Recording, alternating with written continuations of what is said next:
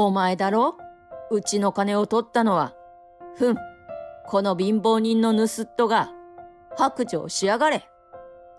俺がコンビニに行くと、立川さんが店長らしき人からお金を盗んだと罵倒されていた。立川さんは以前俺が落とした財布を警察に届けてくれた恩人だ。そんな子がレジのお金を盗むなんてするはずがない。いくらうちが貧乏でもお店のお金を盗むようなことは絶対にしません。信じてください。ああ、なんだこの貧乏人が。店長は立川さんの前に立ち、今にも殴りかかりそうな勢いだ。ちょっと、あまりに失礼じゃないですか。俺は気がついたら店長に異議を唱えていた。そして彼女は衝撃の一言を言い放つのだった。俺の名前は佐野忠。この地域で代々続く時計店の息子として生まれた。昔はとっても繁盛していたそうだが、ここ最近は大手の時計チェーン店が軒並み増えたことにより、うちの時計店は沈みかける一歩手前まで来ていた。俺が小さかった頃は時計を組み立てたり分解するのが好きで、友達が遊んでいるおもちゃやゲームなどそっちのけで夢中になったものだ。だが毎日閑古鳥が鳴く時計店を見るたびに、時計店など時代錯誤だ。こんな格好悪いことばかりしていたら俺の人生は終わると、悪いことばかりが頭によぎり、すっかりやる気を失っていた。ある日のこと、俺は営業でいつものコースを回っていた。こんなやる気のない俺なので当然身が入らない。先ほどまで昔なじみの得意先で雑談だけしてきた。昼ご飯を食べた後、強烈な眠気に襲われた俺は、先ほどまで駐車した車の中で眠りこけていた。俺はあくびをしながら車から降りた。はあ、今時うちの時計なんて流行らないよな。そんなことをブツブツ言いながら、俺は飲み物を買おうとズボンに手を入れた。あれ？ない。入っているはずの財布がない。カバンに入れたのかと思い中を探ったものの見つからない。どこに落としちゃったんだろう。冷や汗が出た俺はふと先ほど立ち寄ったところの近くに交番があったことを思い出し、急いで車を発進させた。交番が見え、俺は急いで車を止める。すいません。どうされました？交番には他に若い女性がいる。見たところ高校生なのだろうか。ブレザーの肩からは糸くずが出ていて、肘のあたりはボロボロだ。伸ばしっぱなしの前髪が目にかかっていて、心なしか表情が暗く見える。この辺で財布を落としてしまったみたいで。もしかしてこちらの財布ですか？そう言って女性は黒っぽい財布を差し出してきた。はい、これです、これです。どうやらこちらの女性が俺の財布を拾ってくれたらしく、交番に届けに来てくれたようだ。ありがとうございます。助かりました。そう言いながらすぐに中身を確認する。お金もカードも無事だ。はあ、よかった。じゃあ私はバイトがあるので。そう言ってすぐさま立ち去っていった。俺は財布が戻ってきたことへの安堵感でいっぱいだったが、ふと我に返った俺は女性を追いかけていった。女性が振り向いた。拾ってくれてありがとうございました。すみません。ろくにお礼も言わず。いえいえ、すぐ見つかってよかったですね。そう言って優しく微笑む彼女に、俺は温かいものを感じた。俺は佐野忠と言います。俺、自営で時計店をやっていて、今営業で回っていたところなんです。私は立川奈々です。立川さん、ぜひお礼させてください。今時の若い子がどういうのが好きかわからないから、どんなものが良いか教えてもらえると嬉しいんだけど。立川さんは笑いつつも少し困惑した表情で、すみません。これからバイトで急いでるので歩きながらでもいいですか？俺はうなずき、彼女のバイト先まで歩くことにした。立川さんはこの近くの公立高校に通う3年生であることを教えてくれた。高校3年生だと受験大変じゃない？いいえ、受験はしないで働きます。そうなの？だって進学ってお金かかるじゃないですか。うちはそんな余裕ないし。そう言いながら彼女は足元に目をやった。履いているローファーはつま先の皮が剥がれていて全体的にくたびれている。そうなんだ。うちは母子家庭で、母は昼も夜も働いているんです。私や兄弟たちが寝ている時に帰ってきて、朝起きたらもう仕事に行ってて、だから私が家のことなんかをしないといけなくて、友達みたいに遊んだり、進学のことで悩んでいる話を聞くと、なんだか遠い世界の話を聞いているみたいで。それを聞いて、俺がもし同じ立場だったら、財布を拾った時に中身を取ってしまうことを考えるかもしれない。それにもかかわらず、ちゃんと交番に届けた彼女の人の良さに、俺は好印象を抱いていた。そうこうしているうちに、立川さんのバイト先であるコンビニに着いた。じゃあ、これで。あ、忘れてた。何かお礼を。いいえ、私はそんなつもりで届けたわけじゃないですし。それにこれからバイトだから。あ、そうだよね。じゃあまた何かの機会があれば。俺は彼女の顔を真正面に見据えた。今日は立川さんと話ができて楽しかったです。バイトは10時からでよかった？そう言って腕時計を確認すると5分過ぎている。大変だ。話しすぎちゃった。ごめんね。すると彼女は腕時計を確認し、少し困った顔を見せた。あ、また時計遅れてる。電池を早く変えなきゃ。すいません。失礼します。頑張って。そうしてお店に入っていく彼女を姿が見えなくなるまで見送っていた。だが、やっば、車忘れてた。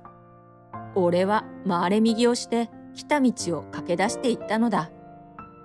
あの日から俺は時々立川さんの働くコンビニに通うようになっていた。いらっしゃいませ。どうも。立川さんは商品の検品をしたり、接客に入ったりと忙しく動いていた。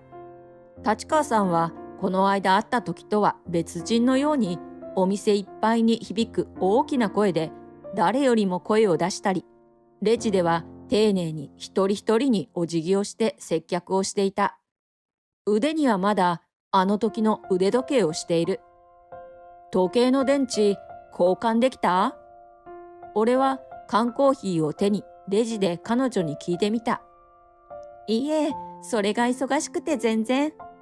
そう言って優しく微笑みながら会計済みのコーヒーを渡してくれた。そうか。じゃあまた。ありがとうございました。またお待ちしています。立川さんは屈託のない笑顔を俺に向けてくれた。帰り道、俺は忙しく働く立川さんの姿を思い出していた。彼女は自分のことを犠牲にして家族のために一生懸命頑張っているのだ。それに比べ、俺はあまりのダメさ加減に自分で呆れてしまった。人並みに学校に行かせてもらい、代々続く時計店を引き継いだというのに、俺はなんだかんだと理由をつけ、仕事の手を抜くようになっていた。こんなにも恵まれているのに、何をやっているんだ俺。この間の財布のお礼だってきちんとできていない。俺にできることってないだろうか。ショーケースに並んでいる時計たちを眺めながら長いことを考えていた。そうして俺はパッとひらめいた。時計をプレゼントできないかな。彼女をイメージしたオリジナルの時計を作ってプレゼントしたらいいんじゃないか。早速仕事が終わると俺は作業場にこもった。彼女にぴったりのバンドを考えたり、文字盤のデザインをどうしようかと考えを巡らせた。仕事が終わってから日付が変わる時間まで作業するので、昼間は眠気との戦いが続いたが、作業をしている間は嫌なことを忘れられた。こんなにもウキウキしながら時計を触るのは何年ぶりだろう。俺は幼い頃の気持ちを思い出していた。先代の祖父が店先で金具を使って細かい部品を組み立てているところを見るたびに、俺もおじいちゃんのような職人になりたいと思ったものだ。俺は無我夢中で時計作りに没頭した。そして明け方、できた。腕時計が完成した。早く渡して驚く顔が見たい。こんな気持ちになるのは久しぶりのことだった。何の取り柄もない地味めんな俺が高校生相手にそんな思いを抱くなんて。いや、これは恋愛感情ではなく、ただ感謝を伝えるためなんだと自分に何度も言い聞かせた。流行る気持ちを抑え、コンビニのドアをくぐるが、ナナの姿はなかった。今日は休みなのだろうかと思いながら商品を見つつ店内を歩き回った。すると事務所あたりから怒鳴り声が聞こえてきたのだ。お前だろ、うちの金を取ったのは。この貧乏人の盗人が。いいえ、私は何も取っていません。嘘をつくな。相手の声は立川さんだ。緊迫した状況にただならぬものを感じ、思わず事務所に立ち入った。中には店長と思わしき体格の良い男性が立川さんに向かって指をさしているところだった。立川さんはうつむきながら、ただまっすぐ立っていた。二人から少し離れたところで、数人ほどの従業員とおぼしき人たちが心配そうに見ている。俺は思わず口を開いた。ちょっと失礼じゃないですか。彼女がやったという証拠はあるんですか？誰だお前は。部外者は首を突っ込んでくるな。あまりの迫力に少しひるんでしまった。通りすがりのものですが。すると店長はため息をつきながら、通りすがりにこんなことを話すのもなんなんだけどね。最近店の金が合わないことが多くてね。こいつの家は貧乏だからやりかねない。そのことを彼女から聞こうとしていたところだ。いくらうちが貧乏でも、お店のお金を盗むようなことは絶対にしません。信じてください。俺は店長の睨みつける視線を振り切るように口を開いた。俺は数日前に財布を落としてしまったんですが、それを彼女が交番に届けてくれたんです。そんな人がお店のお金を盗むはずがない。思わず言葉に詰まってしまった。すると、その雰囲気に加勢するように、先ほどまで傍観しているだけだった従業員たちが声を上げ始めたのだ。店長、決めつけすぎですよ。ナナちゃんはこんな若いのによくやってくれているわよ。ナナちゃんがお金なんて盗むわけないじゃない。ねえ。他の人たちも、当たり前じゃない。ナナちゃんが盗むなんてありえない。などと彼女を擁護する声が続々と上がった。よかった。ここにもちゃんと立川さんを見てくれている人たちがいたのだ。店長は罰の悪そうな顔でいたが、決めつけて悪かったな。そう言って不機嫌そうに表に出て行ってしまった。俺は緊張と声を張り上げたせいで口の中がカラカラになった。ありがとうございます。はい、これ。手渡されたペットボトルを受け取った俺はキャップを開けて水を一気に飲み干した。ありがとう。おかげで生き返った。ありがとうございます。私、なんて言っていいか。俺は彼女の話に半ばかぶせるように。こちらこそ勝手に入ってきてしまってごめんね。ちょっと話せる？はい。私はもう仕事が終わったので帰る準備をさせてください。ちょっと待っててもらえますか？お待たせしました。ちょっと歩こうか。俺は立川さんと並んで歩く。それで、話というのは、立ち話もなんだから、ここ入ろう。たまたま目についた喫茶店に入った。店内は人がまばらで、落ち着いて話すにはちょうどいい。奥のテーブル席に腰掛け、店員さんに注文を言った後で、俺はこほんと咳払いをした。立川さん。はい。これ、よければ受け取ってほしい。そう言って、俺は一生懸命作った渾身の時計を彼女の前に差し出した。わあ、かわいい。でもなぜ？財布を届けてくれたお礼です。そんな、受け取れないです。君のために作ったんだ。立川さんの表情がふっと変わった。俺は時計屋なんて時代遅れでかっこ悪いと思ってた。事実、経営状態も良いとは言えないしね。もうこの仕事を辞めてしまおうかと思っていたところに君と出会った。俺は目が覚めたよ。立川さんが頑張っている姿を見て、俺ももう一度仕事を頑張ろうと思った。俺はそこでコーヒーを飲んだ。その時計を作っている時、立川さんはどういう色が好きなんだろうとか、どんなデザインが好みなんだろうとか、いろんなことを想像する時間がとてつもなく楽しかった。時計作りの楽しさを思い出させてくれたんだ。膝の上に置いている握り拳が汗ばんでいる。だから、ぜひ受け取ってほしい。そう言って頭を下げた。君には感謝している。本当にありがとう。いいえ、私は何も。でも、そこまで言ってくださるなんて嬉しいです。せっかくなので、じゃあ。そうして、立川さんは俺が作った時計を手に取り、愛おしそうに眺めた。こんな素敵な時計を。ありがとうございます。彼女も同じく頭を下げた。その姿を見て、俺は思わず笑ってしまった。何か、おかしいですか？いや、なんか二人して頭なんか下げちゃっておかしいなと思って、ごめん。すると、立川さんは思いもよらないことを口にした。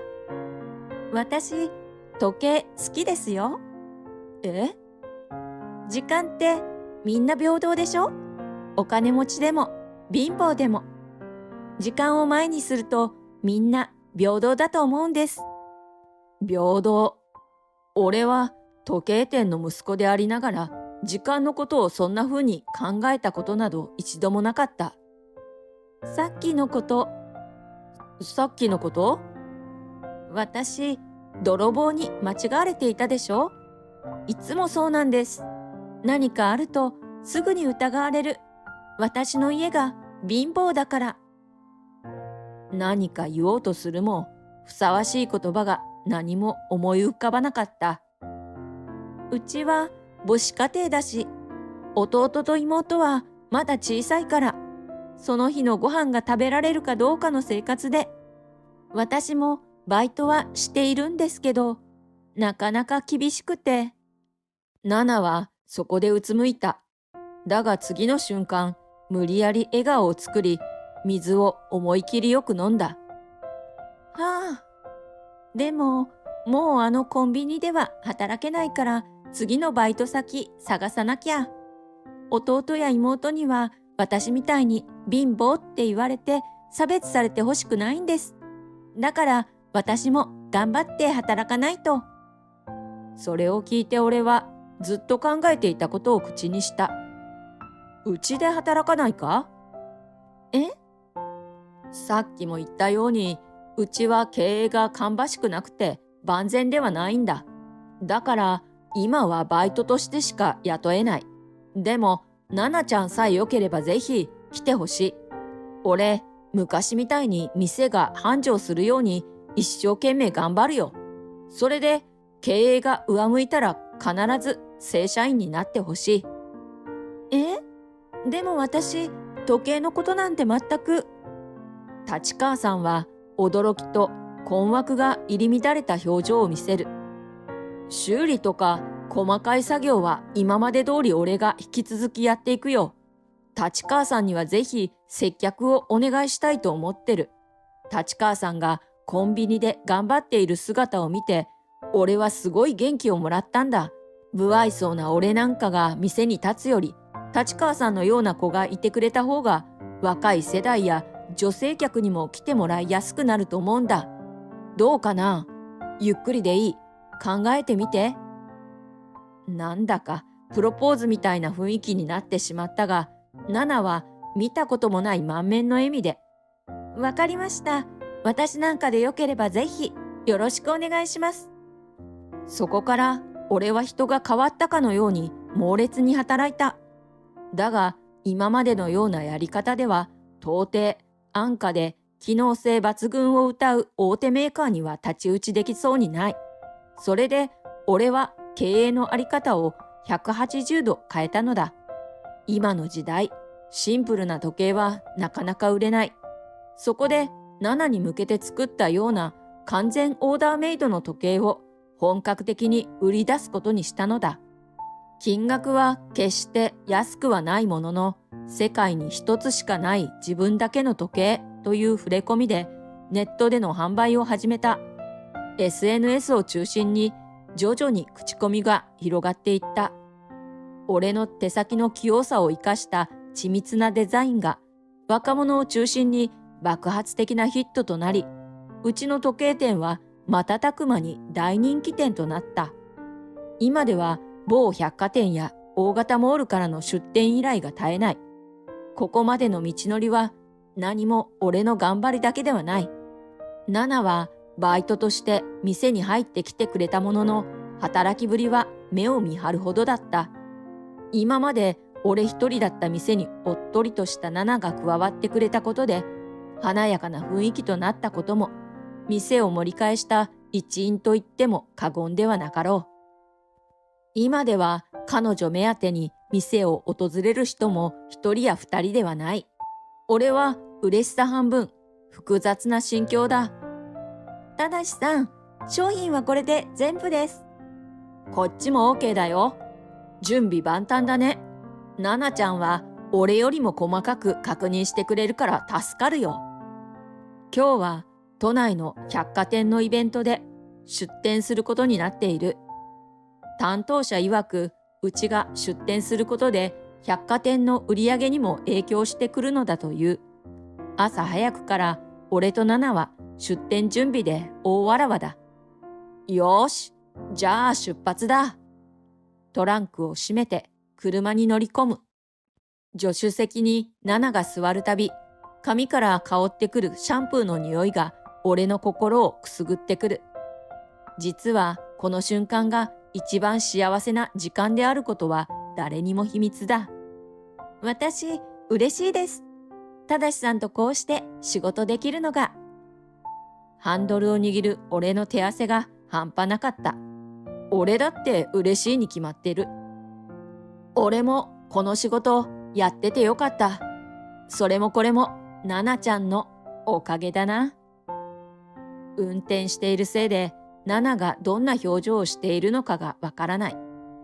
今日お客さんたくさん来てくれるといいですね。そうだね。運転席から差し込んでくる日差しをいっぱいに浴びながら、俺はこうして幸せな気持ちで仕事ができることに心から感謝した。人間、誰しもかっこいいものや綺麗なものに心が奪われがちだ。それは時に人を身なりや境遇などで判断してしまうことにもなりかねない。俺もナナと出会うまではそうだった。だけど物事の良し悪しというのは人間にとって目に見えないところにこそ隠されているものだと思っている。そんな大事なことを教えてもらった人は今、助手席でうつらうつらと船を漕ぎ始めている。実はその後、ナナとは仕事だけでなく、人生においても大切なパートナーとなっていくのだけど、それはもう少し先の話にさせてほしい。目的地まであと少しだ。俺は明るい希望に胸膨らませながら、ナナに声をかけた。さあ、今日も頑張ろう。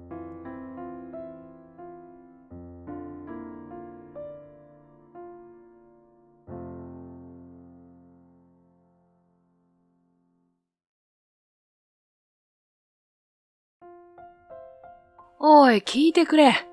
竹林はな、俺の会社の下請けの工場で働いてんだよ。俺の会社が取引をやめたら、たちまち倒産しちゃうような、吹けば飛ぶような程度の小さな工場で、小さなネジとかバネを作ってまーす。同窓会の二次会会場。高校の時に流行った懐かしの歌をカラオケで熱唱し、盛り上がる同級生たちにも構わず、くず山は余っていたマイクを使って声を張り上げる。俺は何も言い返せなかった。そんな俺を見たからか、くず山はますます図に乗る。対して、俺はみんなも知っての通り、大手大企業の社長の息子。今はそこで営業として働いてまーす。ま、ゆくゆくは社長だな。そう言ってくず山は、隣に座る彼女。俺が片思いしている一ノ瀬誠の手を取った。誠ちゃんも、あんな貧乏人より俺の方がいいよな。思わずうつむいた。彼女の反応を見たくなかった。ああ、なんで同窓会になんて来てしまったのだろう。一ノ瀬に会いたい一心だった過去の俺に会えるなら、行くなと怒鳴りつけてやりたい気分だ。だが、この同窓会をきっかけに、俺たちの運命は大きく動き出すのだった。高校の同窓会が開かれるという連絡を受けて、俺は行く決心を固めた。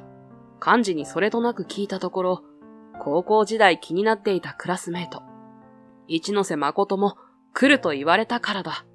一ノ瀬とは選択科目の書道が一緒だったというだけで、特に仲が良かったわけではない。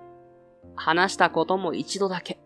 だが、彼女が筆を手に持ち、字を書く時の姿勢が好きだった。まっすぐに切り揃えられた黒髪を後頭部できっちり結び、背筋をピンと伸ばし、涼しげな目を下に向けて、真剣な面持ちで半紙に筆を走らせる。彼女のそんな姿を見るためだけに、サボらず高校に通っていたと言っても過言ではない。俺もあの頃よりは大人になった。そんな俺の姿を見て、もしかしたら彼女が俺を見直してくれるかもしれない。あわよくば連絡先を交換して一緒にご飯を食べに行ったりとかして仲を深めて、なんていう俺の無双は同窓会の会場に来て見るも無残に打ち砕かれた。当の本人が来ていないのである。再会を祝す乾杯を済ませた後、一人の女がこっちにやってきた。一ノ瀬の友達だった高杉だ。竹林だよね。高校の時と違ってすっかり丸くなってるからわかんなかったよ。昔は悪ですって雰囲気目いっぱい出してたのに。チューハイを片手にそういう彼女に俺は笑い返した。あのさ、高杉、確か一ノ瀬と友達だったよな。今も連絡取ってる？もちろん。今も友達だからね。今日は遅れるって。二次会になら参加するかもね。高杉が意味ありげな笑顔を向けてきたから恥ずかしくなって視線をそらした。俺が一ノ瀬狙いなのバレてるな、これは。一次会が終わり、二次会に参加する人はカラオケに行くことになった。外は雨が降っていた。あいにく傘は持ってきていなかった。俺と同じように傘を忘れた奴は他の傘を持っている奴の中に入れてもらっている。誰にも声をかけられず、一人取り残されそうになった俺は、濡れることを早々に諦めて店の外に出ようとした。入って。そんな凛とした声が聞こえたかと思うと、俺の頭上を真っ黒な傘が覆った。傘の持ち主を見て、俺は思わずほうけてしまった。まっすぐに切り揃えられた黒髪に、こちらを見上げる涼しげな目。高校の時より艶やかさが増していたけれど、それは間違いなく一ノ瀬だった。心臓がドキドキと高鳴ってうるさくなる。一ノ瀬？うん、久しぶり、竹林くん。緊張して顔に熱を集めている俺とは対照的に、一ノ瀬は冷静なようだ。俺を傘の中に入れることなんてどうってことないかのように、そのまま歩き出す。俺はせっかく入れてもらったその傘から出ないように、慌てて歩調を合わせた。二次会はカラオケ店で行われた。高校の時に流行った曲を歌っては、懐かしいと同級生たちは盛り上がっている。俺はそんな郷愁を感じている場合ではなかった。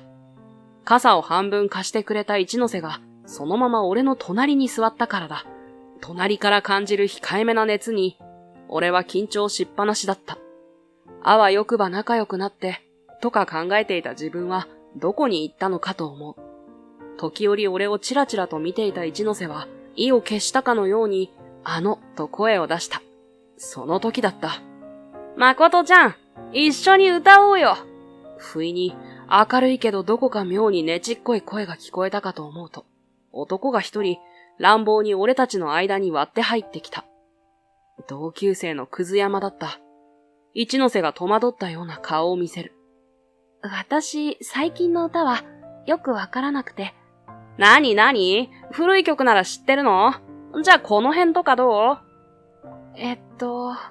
一ノ瀬は困ったように俺を見た。やめろよくず山。一ノ瀬嫌がってるだろ。そう注意すると、くず山は汚いものを見るかのような目で俺を見た。おやおや竹林くん。俺にそんな態度をとっていいのかな？貧乏人のお前は、今の会社を辞めさせられたら、やばいんじゃないの？どういう意味？くず山くん。困惑したような声を出す一ノ瀬に、くず山はふふんと笑って胸をそらす。それから、机の上に置かれていた余っているマイクを取ると、他の人が歌っているのも構わずに、おい聞いてくれと声を張り上げた。竹林はな、俺の会社の下請けの工場で働いてんだよ。俺の会社が取引をやめたら、たちまち倒産しちゃうような、吹けば飛ぶような程度の小さな工場で小さなネジとかバネを作ってます。俺は何も言い返せなかった。そんな俺を見たからか、くず山はますます図に乗る。対して俺は、みんなも知っての通り、大手大企業の社長の息子。今はそこで営業として働いてます。まあゆくゆくは社長だな。そう言ってくず山は一ノ瀬の手を取った。誠ちゃんもあんな貧乏人より俺の方がいいよな。思わずうつむいた。彼女の反応を見たくなかった。そういえば竹林、高校の時、一ノ瀬の書道道具を盗んだよな。今は人のものを盗まなきゃならないほど貧乏ってわけじゃないよな。困るぜ。俺のこのロレックスを盗まれちゃうな。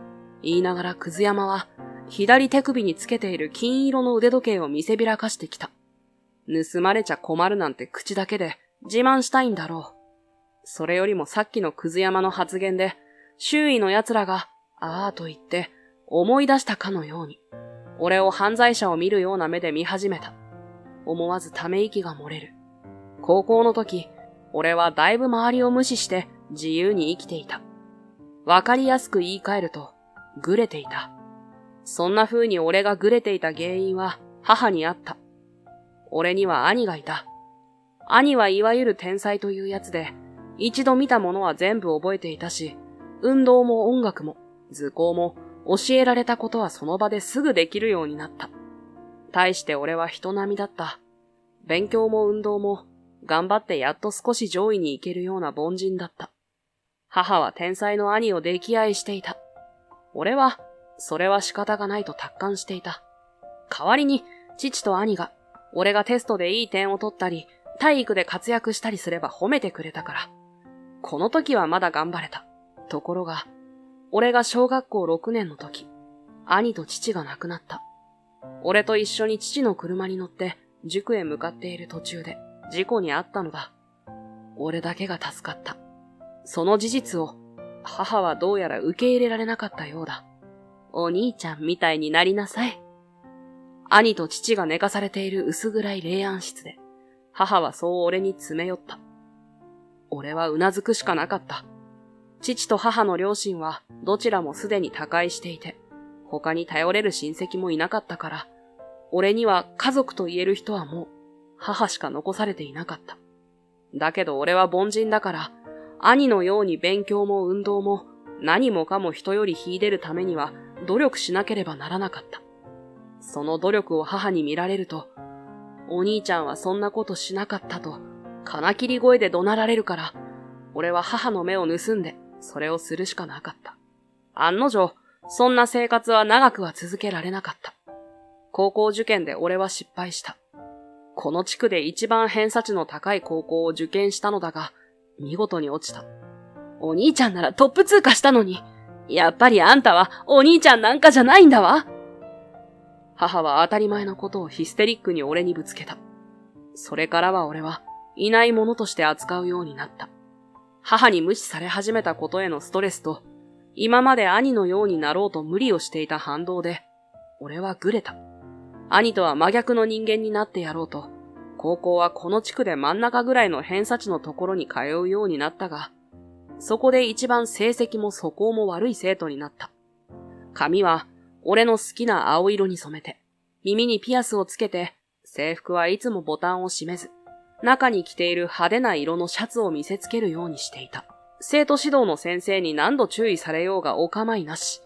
腹の立つことがあればすぐに手も出した。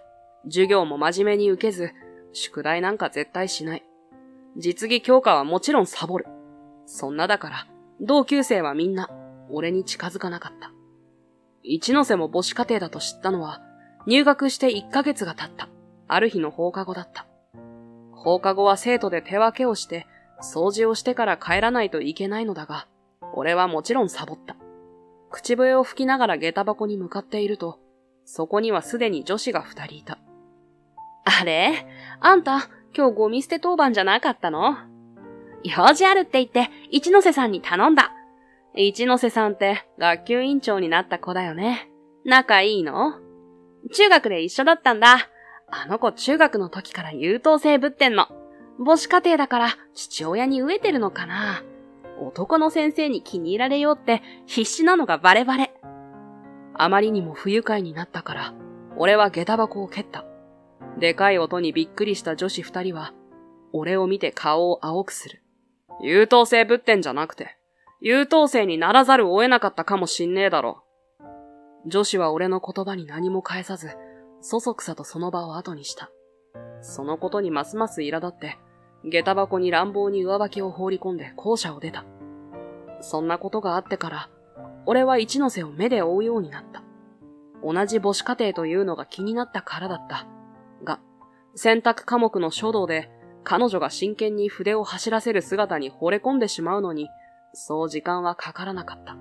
そうやって、一ノ瀬を見るためだけに、選択科目をサボらなくなってから数ヶ月後。あれ？書道道具を取りに、ロッカーに向かった一ノ瀬が、怪訝そうな声を出した。一ノ瀬と書道の授業が同じだった友達が、どうしたの？と首をかしげる。書道道具がないの？他のところに置いたとか？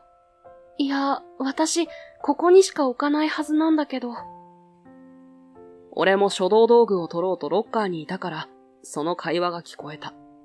そっとその場を抜け出して、教室に戻った。選択科目は別の教室に移動しなければいけないのだが、まだ数人の生徒が残っていた。そいつらを無視して、俺は教室の掃除道具入れや他の生徒の机の中など、あちこちを勝手に開けたりまさぐったりして、一ノ瀬の書道道具を探した。残っていた生徒は、そんな俺を見て、逃げるようにして教室を出て行った。チャイムが鳴ったのも無視して、俺は彼女の書道道具を探し続けた。一ノ瀬の書道道具は、とある生徒の机の中にあった。それを取り出して、俺は書道室に向かった。遅れて入ってきた俺を先生はちらっと見ただけで何も言わなかった。注意しても仕方ないと教師たちに思われているのは知っていたから、無視して一ノ瀬のところに行く。一ノ瀬は書道室の道具を借りていた。横に立つと目を丸くして俺を見上げる。これ、彼女の書道道具を押し付けるようにして渡した。彼女はあっけに取られていた。押し付けられたのが自分の書道道具だと分かって、びっくりしているようだった。これ、私の、竹林くん、どうして？それ、誠ちゃんが探してたやつじゃね？竹林まさかお前、盗んだのか？不思議そうにする一ノ瀬の言葉を遮ったのは、同じく書道を選択していたくず山だった。怒りを込めて睨むと、くず山は、こわと言って首をすくめた。まあ竹林は母子家庭で貧乏だもんな。貧乏人は手癖悪いもんな。つぶやかれたくず山の言葉は、他の生徒の耳に届いたようで、周囲の俺を見る目が犯罪者を見るそれに変わった。いたたまれなくなって、舌打ちをしてから教室を出て行った。一ノ瀬が、あっと声を出したような気がしたが、無視した。過去の出来事を思い出していた俺は、みんな聞いてという一ノ瀬の声で、我に返った。一ノ瀬はマイクを手にして、勇ましい表情でその場に立っている。私の書道道具は、竹林くんが盗んだんじゃない。竹林くんは、私の書道道具がなくなったのを知って探してくれただけ。そうだよね、ゆうちゃん。そう言って一ノ瀬が、斜め前にいる高杉に視線を送った。彼女は大きくうなずく。誠の書道道具がなくなった日、選択授業の前に竹林くんが教室に戻ってきて、あちこち何か探してるの。私見た。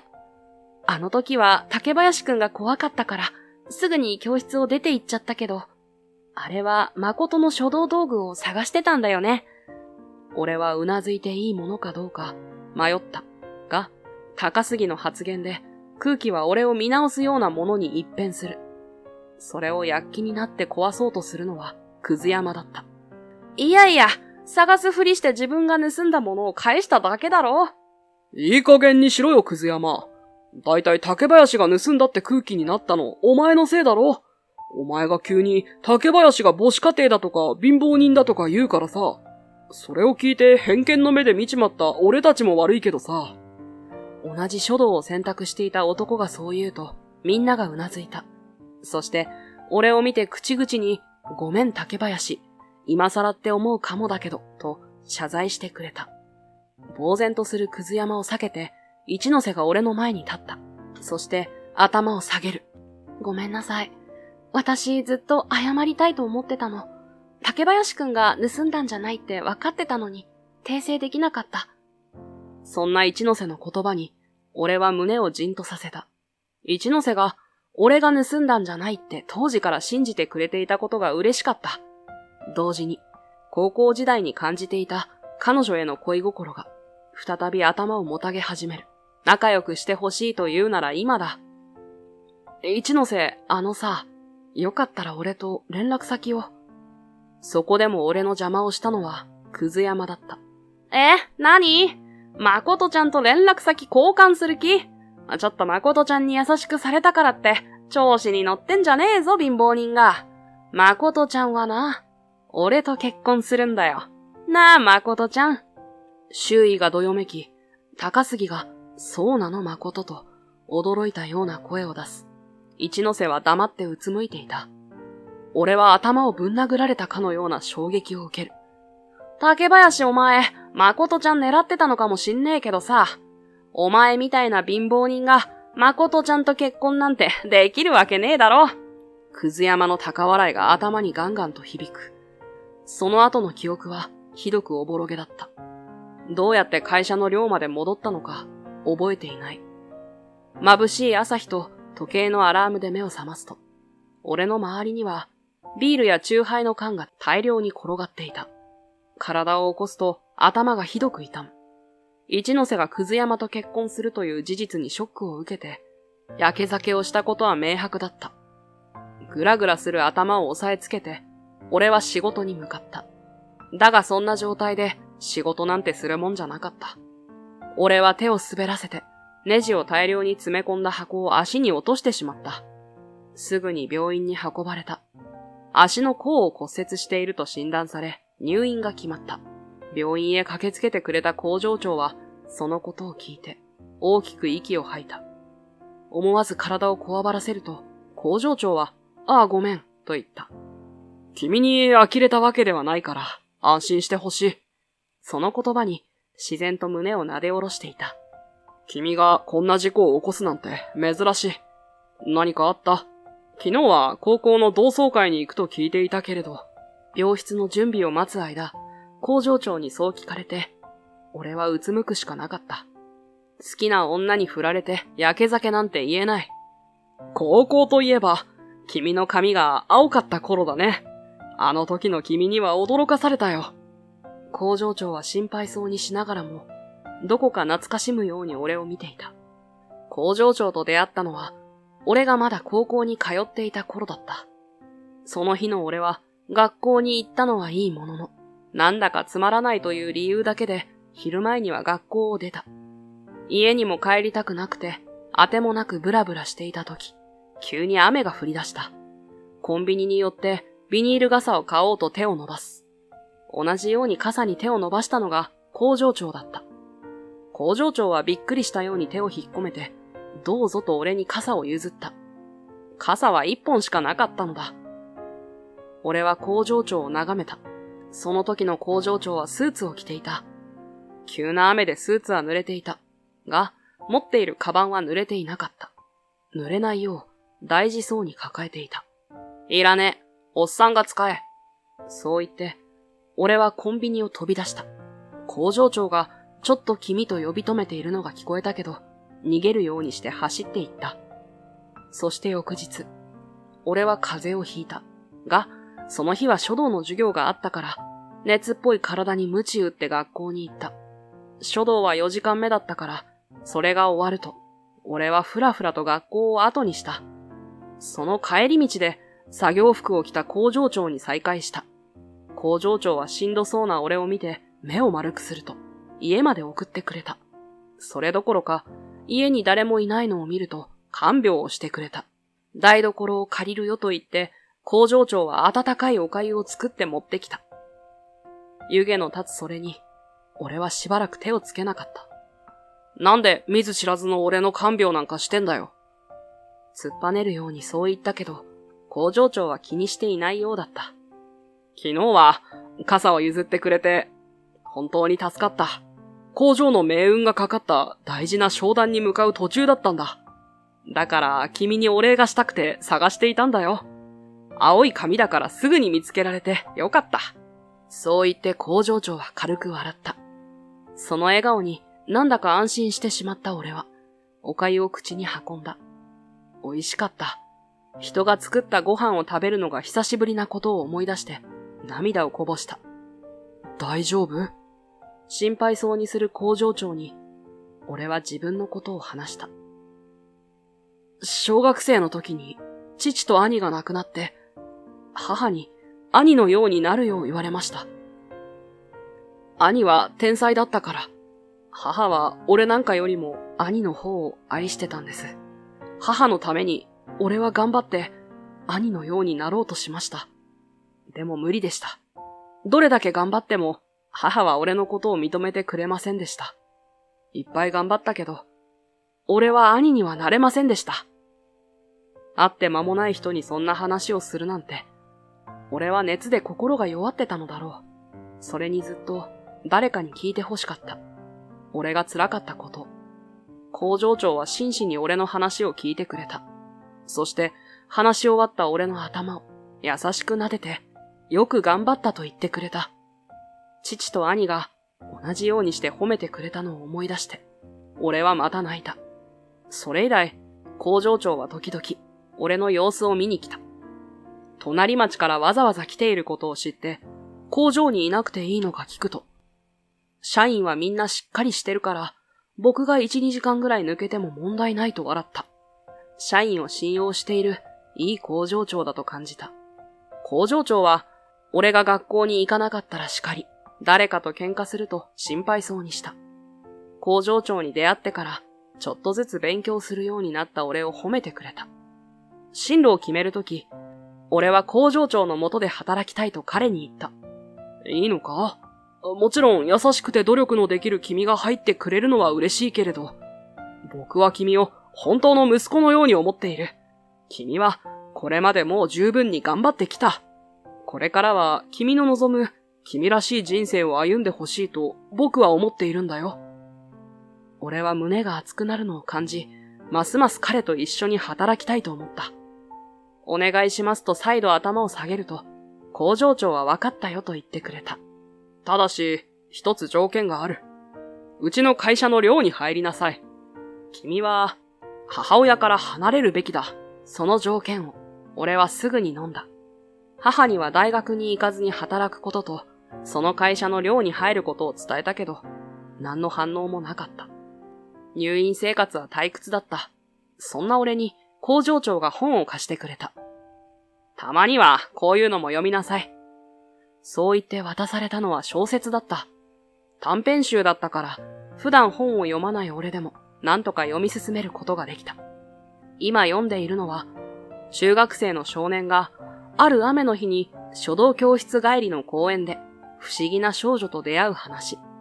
その少女は、雨の日にしか公園に現れないのだった。冷たい雨のような雰囲気をまとうその物語に、俺は不意に、外の晴れやかな空気を吸いたくなった。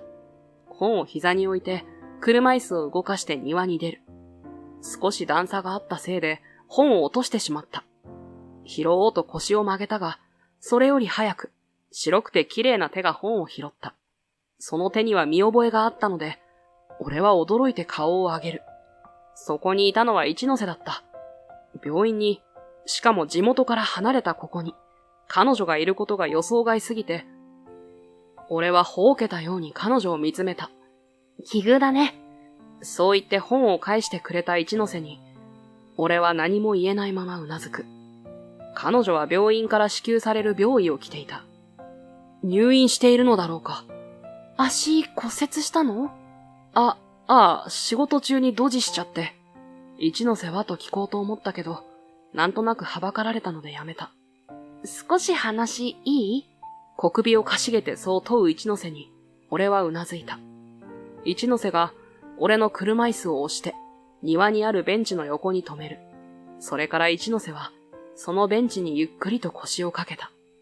同窓会の時のこと、ごめんなさい。いや、一ノ瀬が謝ることじゃないだろう。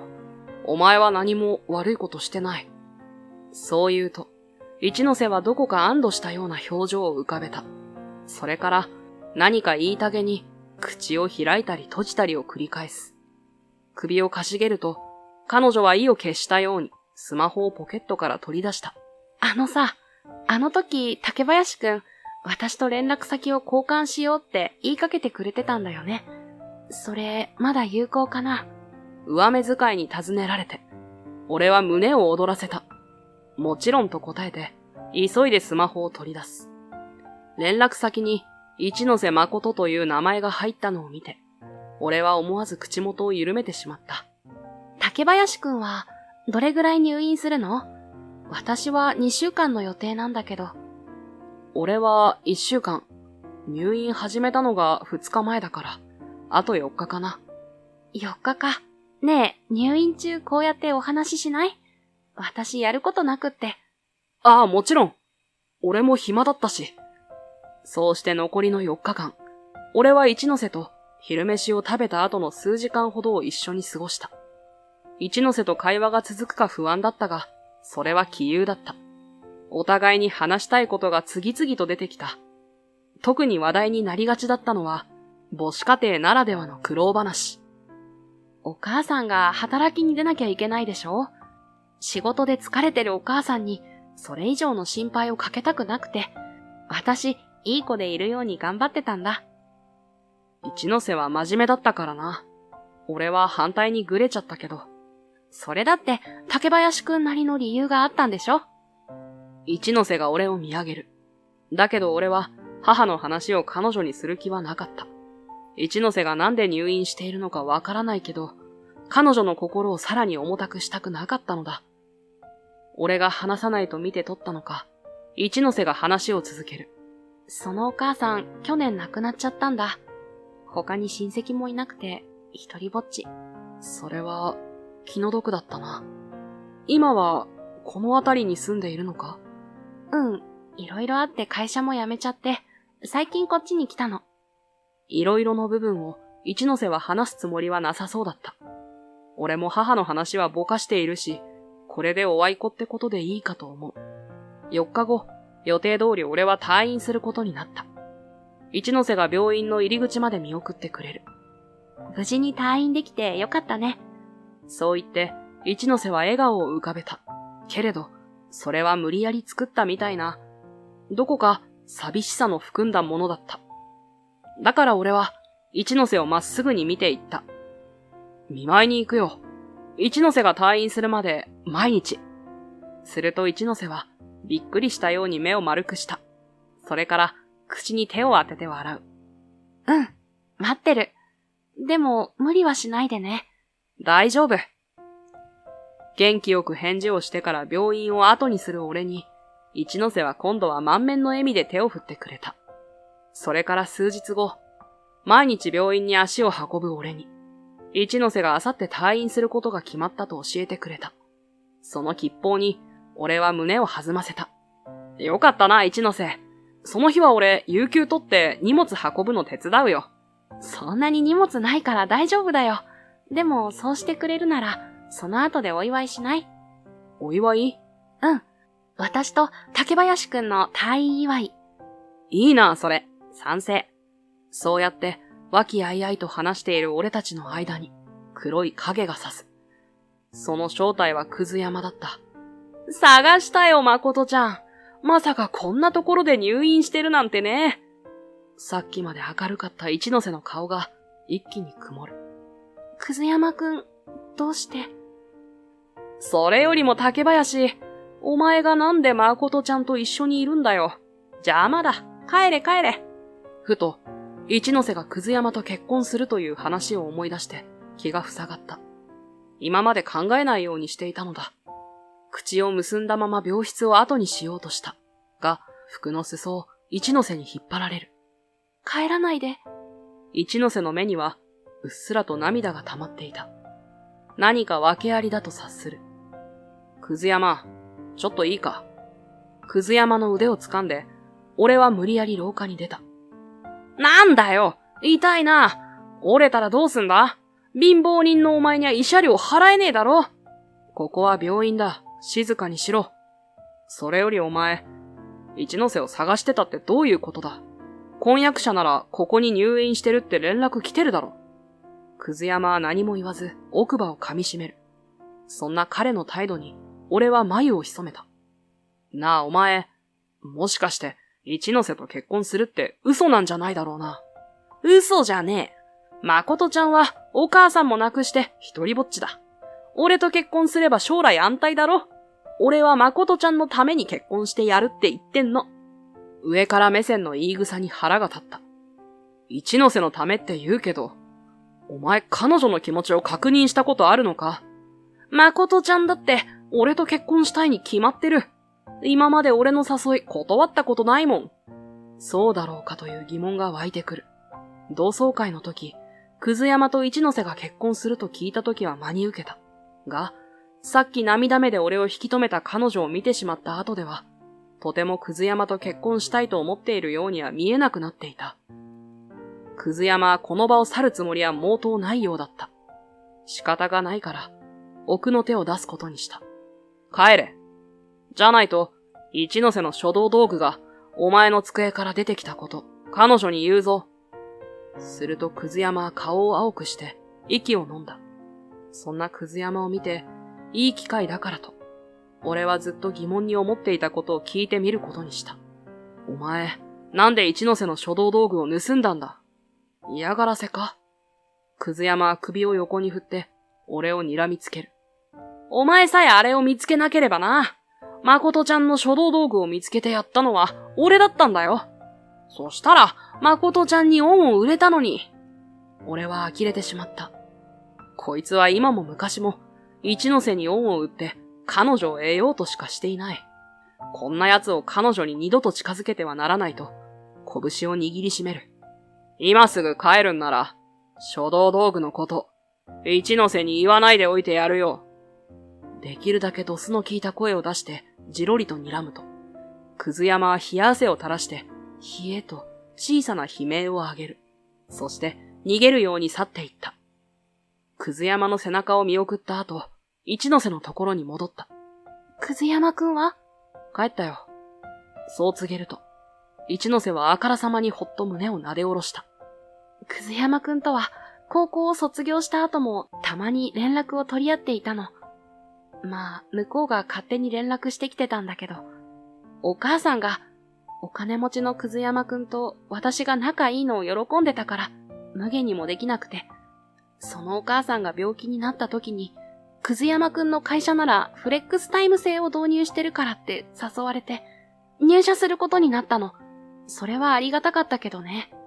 お母さんが亡くなってからは、俺が面倒を見てやるって結婚を迫ってきて。一ノ瀬は掛け布団を強く握りしめた。我慢していたらしい涙が布団にシミを作っていく。お母さんがね、生前くず山くんと結婚したらいいのにって言ってたの。だから私その通りにした方がいいかなって。お母さんの願いを叶えてあげたいし、くず山くんには会社に入れるように口利きもしてもらった恩もあったし。だけど嫌で、でも言い出せなくって、それでずっと悩んでたら、胃潰瘍って言われて。それで入院してるのか。一ノ瀬は小さくうなずいた。ちょうどいい機会だと思って会社辞めて、お医者さんに頼んでわざわざこっちの病院を紹介してもらって、その頃に同窓会があって、本当は行くつもりはなかったの。くず山くんが来るかもしれなかったから。でも竹林くんが来るって聞いて。だから参加したの。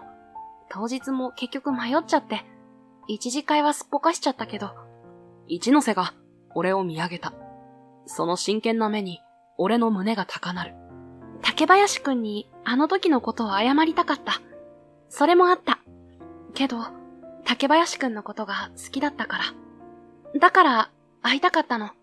好きという言葉に体温が一気に上昇した。でも、俺と一ノ瀬は話したことないよな。あの書道道具を返す時だけ。孫つきながらそう言うと、一ノ瀬はふっと微笑んだ。入学してから1ヶ月後ぐらいだったかな。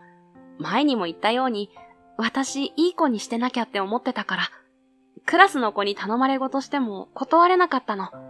その日も用事があるからってゴミ捨て当番を任されて、しぶしぶゴミを集めてゴミ置き場に持っていこうと下駄箱に行った。そしたら、私にゴミ捨て当番を頼んだ子が、私の悪口を言ってるのが聞こえて、思わずその場に立ち尽くしちゃった。すごくショックだった。一ノ瀬は懐かしむようにしながら、窓の外に視線を移す。そしたら、大きな音がして、我に返ったら、竹林くんが下駄箱を蹴っていたの。それで、優等生ぶってんじゃなくて、優等生にならざるを得なかったかもしんねえだろって言ってくれて、そっと自分の胸を撫でる一ノ瀬に、俺は頬に熱をこれでもかと言わんばかりに集めていた。あの時は、俺、一ノ瀬のことを何にも知らないくせに、あんな偉そうなこと言っちゃって、同じ母子家庭ってだけで、つい自分のことのように思ってしまってさ、言い訳をする俺に、ゆっくりと一ノ瀬が首を横に振る。私、あの言葉がすごく胸に染みたんだよ。だから今でも一言一句たがわずに覚えてる。竹林くんは私のことをまっすぐに見ててくれてるんだって嬉しかった。救われた気持ちになった。なのに私は竹林くんが泥棒扱いされてるのを弁解できなかった。竹林くんに謝ることも、お礼を言うことも、何もできなかった。3年もあったのに。彼女の目からほろほろと涙が落ちる。それを止めたい。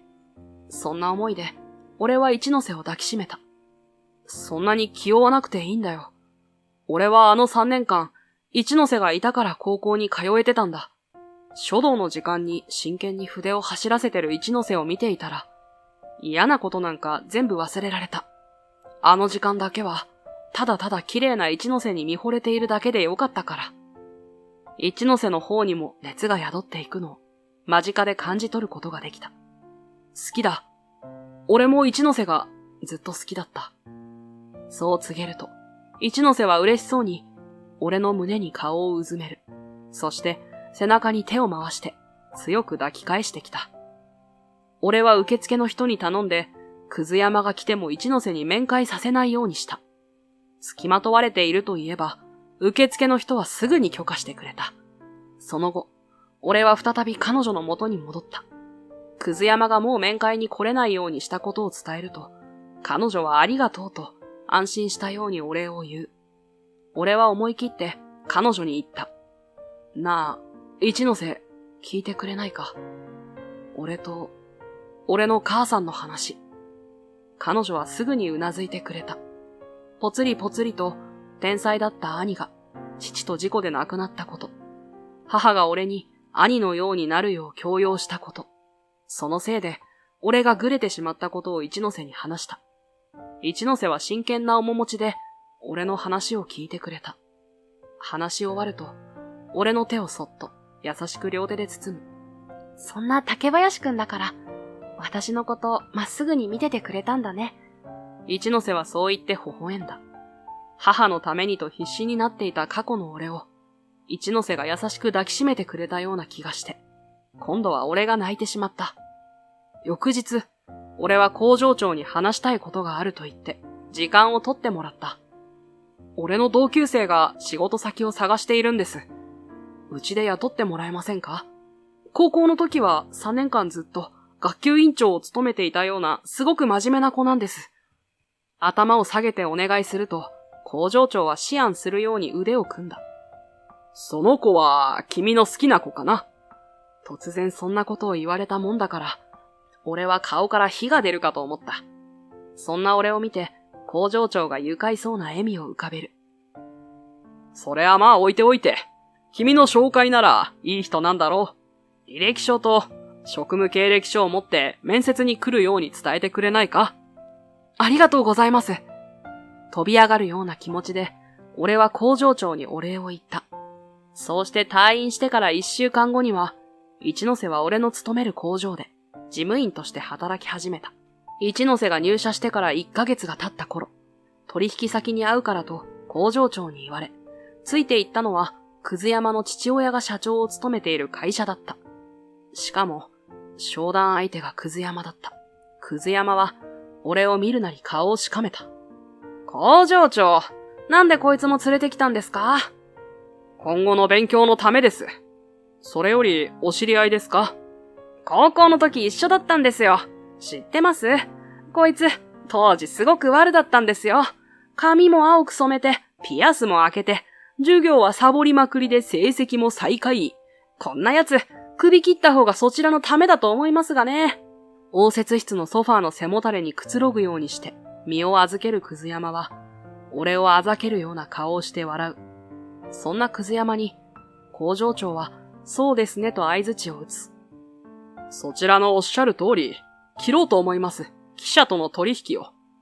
応接室が水を打ったように静まり返った。ほうけたように、くず山がえっと言った声が、そんな室内によく響く。以前から手を切りたいとは考えていたんですよ。先代に恩がありまして、破格の値段でそちらに商品を卸していたのですが、はっきり言って赤字だったので。はぁ？待てよ。お前んとこは俺たちが取引してやんねえと赤字どころか倒産だろ。いいのか、ここで手を切って。問題ありません。そちらとの取引は赤字ですが、全体を見れば黒字なので、記者との取引をやめれば、むしろ損益が減ってありがたいことこの上ありません。先代との恩とやらはどうした？恩をあだで返す気か？もう十分に返したでしょ。激高するくず山に淡々と返した工場長は立ち上がると、俺を見て、さ、帰るよと言った。そうしてさっさと部屋を出る工場長に慌ててついていく。振り向けば、くず山はほうけた様子で突っ立っていた。工場長、本当に大丈夫なんですか？あいつの言ってた通り、ここは俺たちの大きな取引先でしたよね。さっきも言ったけど、全体を見れば黒字なんだよ。君のおかげで。どういうことかと首をかしげると、工場長は目元を和らげて俺を見た。ここの会社の赤字を補うほどの黒字をもたらしてくれている取引先はね、君と初めて会った日に商談したところなんだ。僕があの時持っていたカバンの中には、商談で使う大事な商品と書類が入っていた。君があの時傘を譲ってくれたおかげで、僕はそれを濡らさずに済んで、商談は無事に成立した。だから君のおかげ。そんな君を無下に扱うような社員のいる会社とは手を切るしかない。初めて知った事実に思わず呆然と立ち尽くしてしまった。そんな俺の背中を工場長がにこやかに笑いながら強く押した。その後、くず山の会社は倒産した。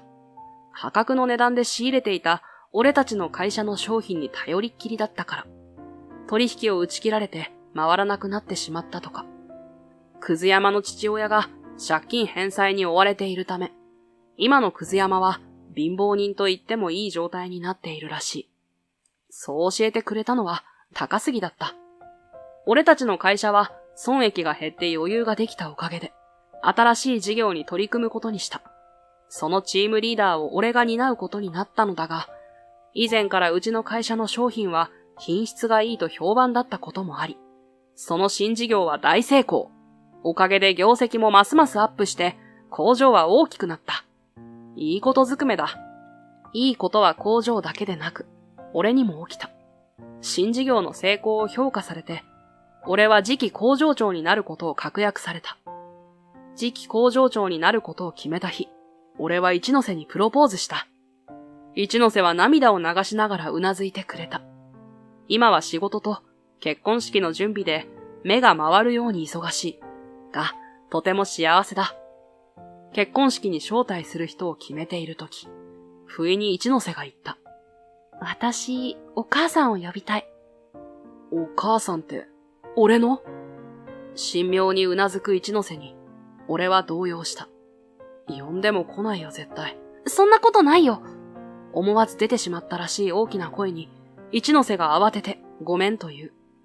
黙ってたけど、実はプロポーズされた時に、お母さんに会いに行ったの。竹林くんと結婚させていただきますって言いにね。そしたらお母さん、あの子には随分とひどいことをしてしまった。あの子と離れて、それがやっとわかった。謝っても許されることじゃない。だから、私が注げなかった分の愛情を、あなたがあの子に与えてあげてくださいって、頭を下げてこられたの。実家を出て行く時に最後に見た、母の丸まった背中を思い出した。途端に胸が切なく痛み、涙が溢れ出す。お母さん、招待してもいい？その問いかけに、今度は大きくうなずいた。母のためにと、自分を抑えて生きていた俺は、大きく転んでしまった。そしてぐれてしまった。それでも、そんな俺のことをまっすぐに見てくれる人たちがいた。その人たちのおかげで、自分らしさを取り戻して、今はしっかりと、俺の人生を歩むことができている。願わくば、俺が愛する人たちも、自分の人生を歩んでいけますように。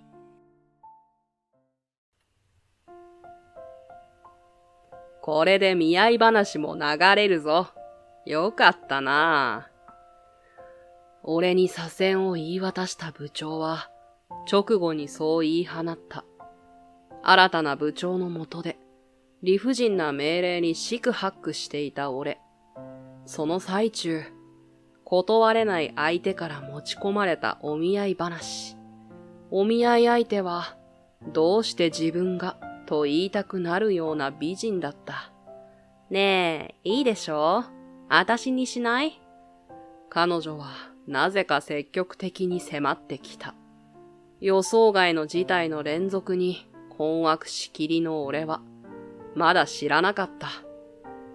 このお見合いには、ある重大な秘密が隠されていることを、そして、過去に縛られ続ける俺には、とうとう本気で過去と向き合う時が来る。それは、後の運命にも大きな影響を及ぼして、思いもよらない真相と結末が、俺を待っているのだった。ゆういち、それじゃあ、今からゆういちって呼ぶね。え？あたしのことも名前でいいよ。ね。しおりって呼んでみて。ちょっと。ねえ、あたしにしない？ゆういちと一緒に、いいこと、いっぱいしたいな。美女が突然、積極的にぐいぐい迫ってくる。多くの男性憧れのシチュエーションだが、俺には素直に喜べない事情があった。どうして俺みたいな、何の取り柄もない平凡な奴が、取引先の社長たっての願いで、しぶしぶ引き受けたお見合い話。ずっと年下の派手な美女は、なぜか自分を妙に気に入って、その大胆な誘いに、俺は困惑するばかりだった。俺には、この話を断らなきゃいけない理由があるのに。どうして俺なんかが美女とお見合いをすることになったのか。話は数ヶ月ほど前に遡る。俺の名前は中野雄一、35歳。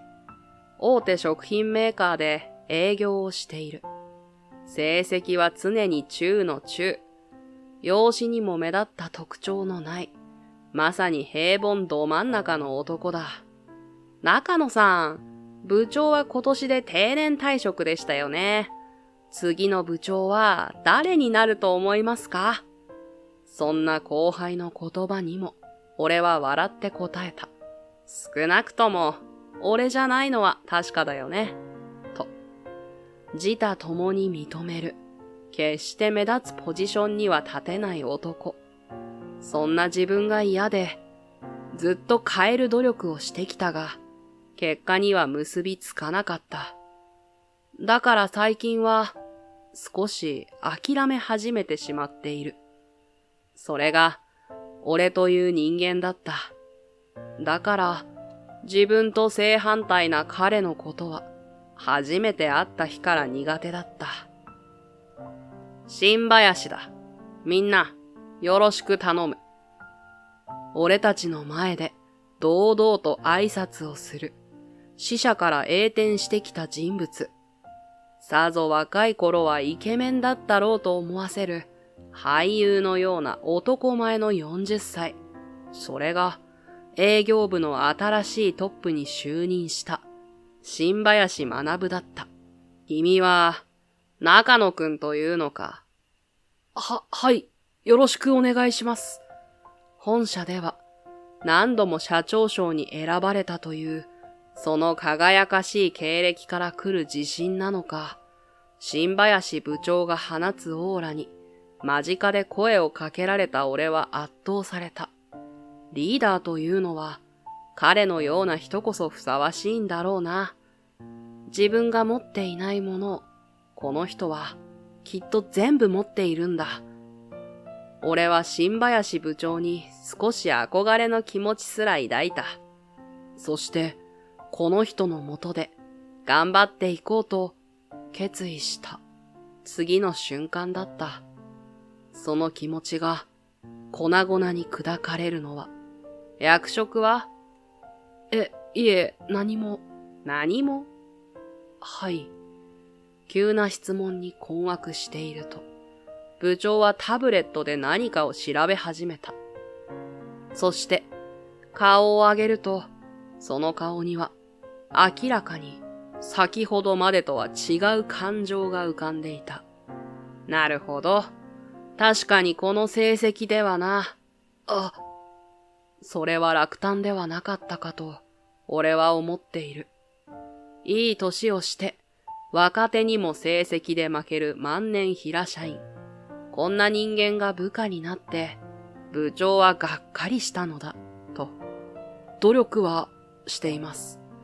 それは自己啓発やらセールストークやらのことか？俺のデスクに目をやり、並んだビジネス書を一別する部長。そして、無駄なことを、と吐き捨てた。意味のない努力は時間の無駄だ。今後は私の指示に従い、余計な真似はしないように。いいな。はい。この短いやりとりで、俺は部長の人となりを理解できた。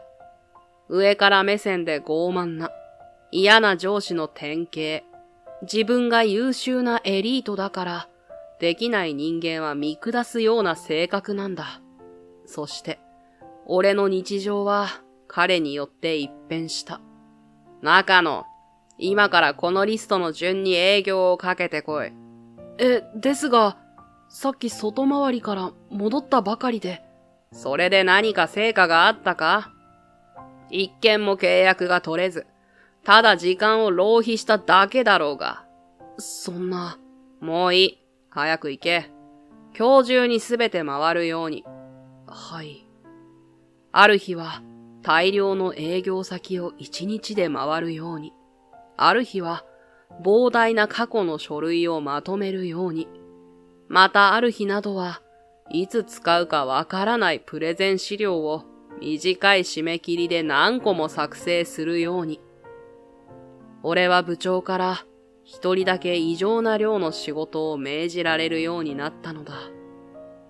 お前、部長の気に障るようなことでもしたのか？同僚たちに聞かれても、一番心当たりがないのは俺自身だ。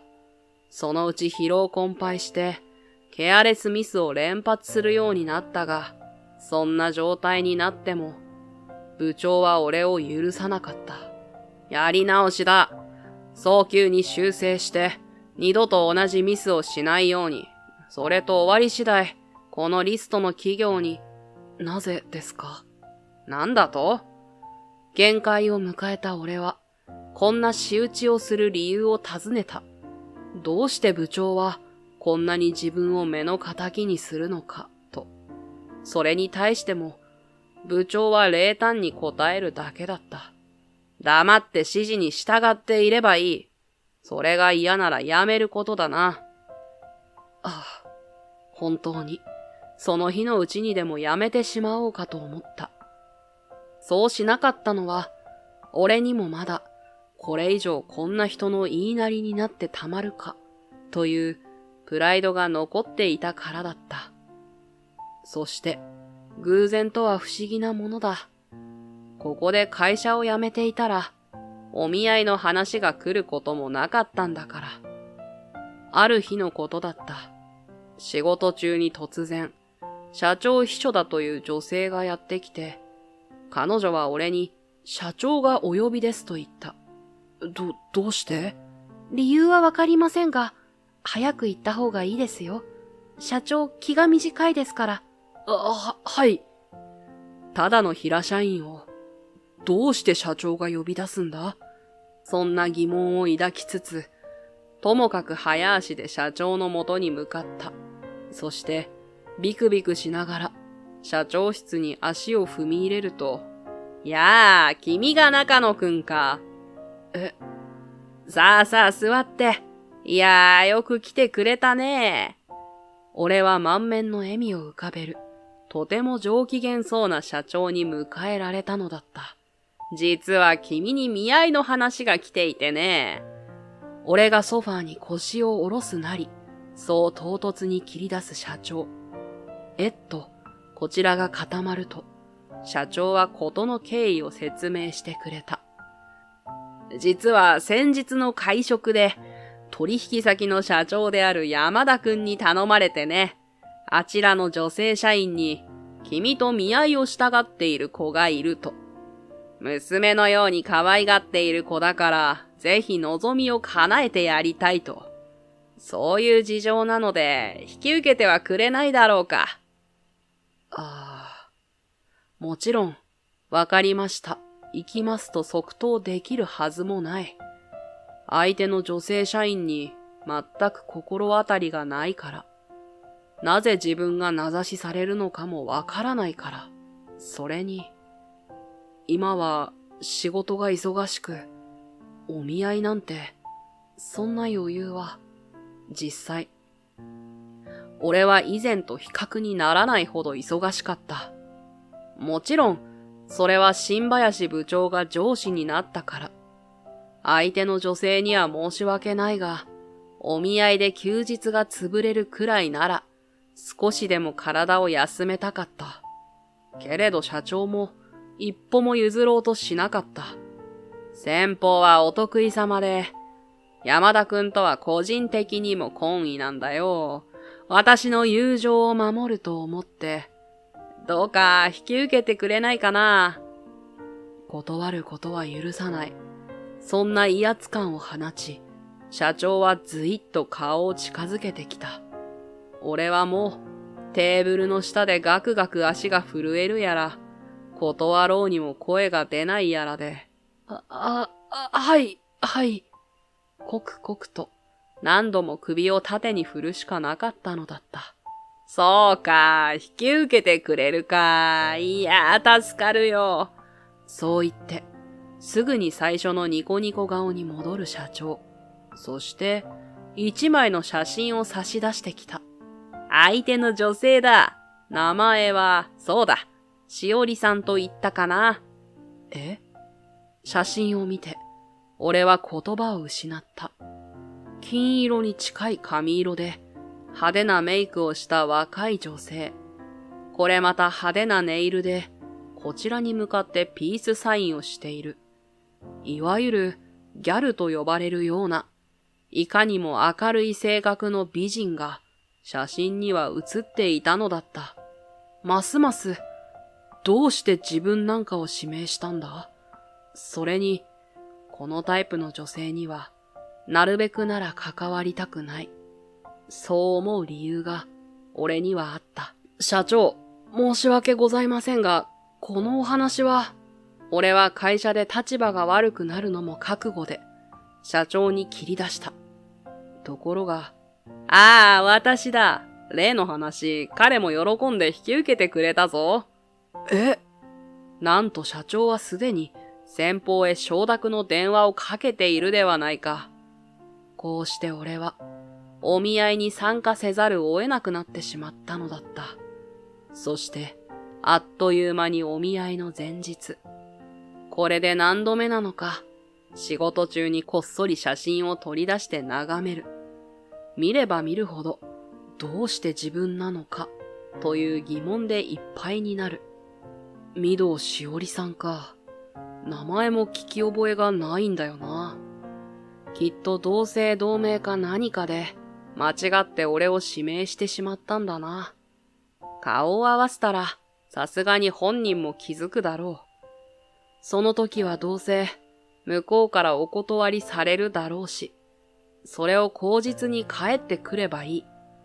頭の中で翌日の計画を整えると、少し気持ちが楽になった。その時だった。新林部長が、俺を自分のデスクに呼び寄せたのは、お呼びでしょうか、部長。ああ。いつものように、無表情な部長が冷淡に答える。そして、俺の前に、すっと一枚の紙を差し出した。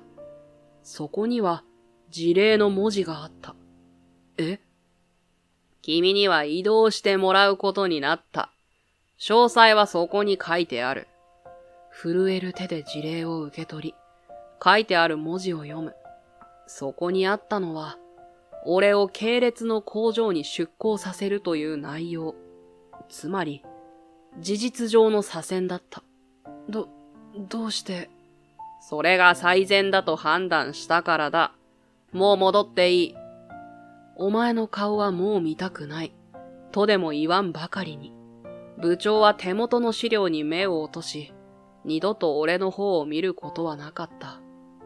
態度が冷たいとは思っていたけど、ここまで嫌われていたなんて、ショックで呆然としながら自分の席に戻っていく。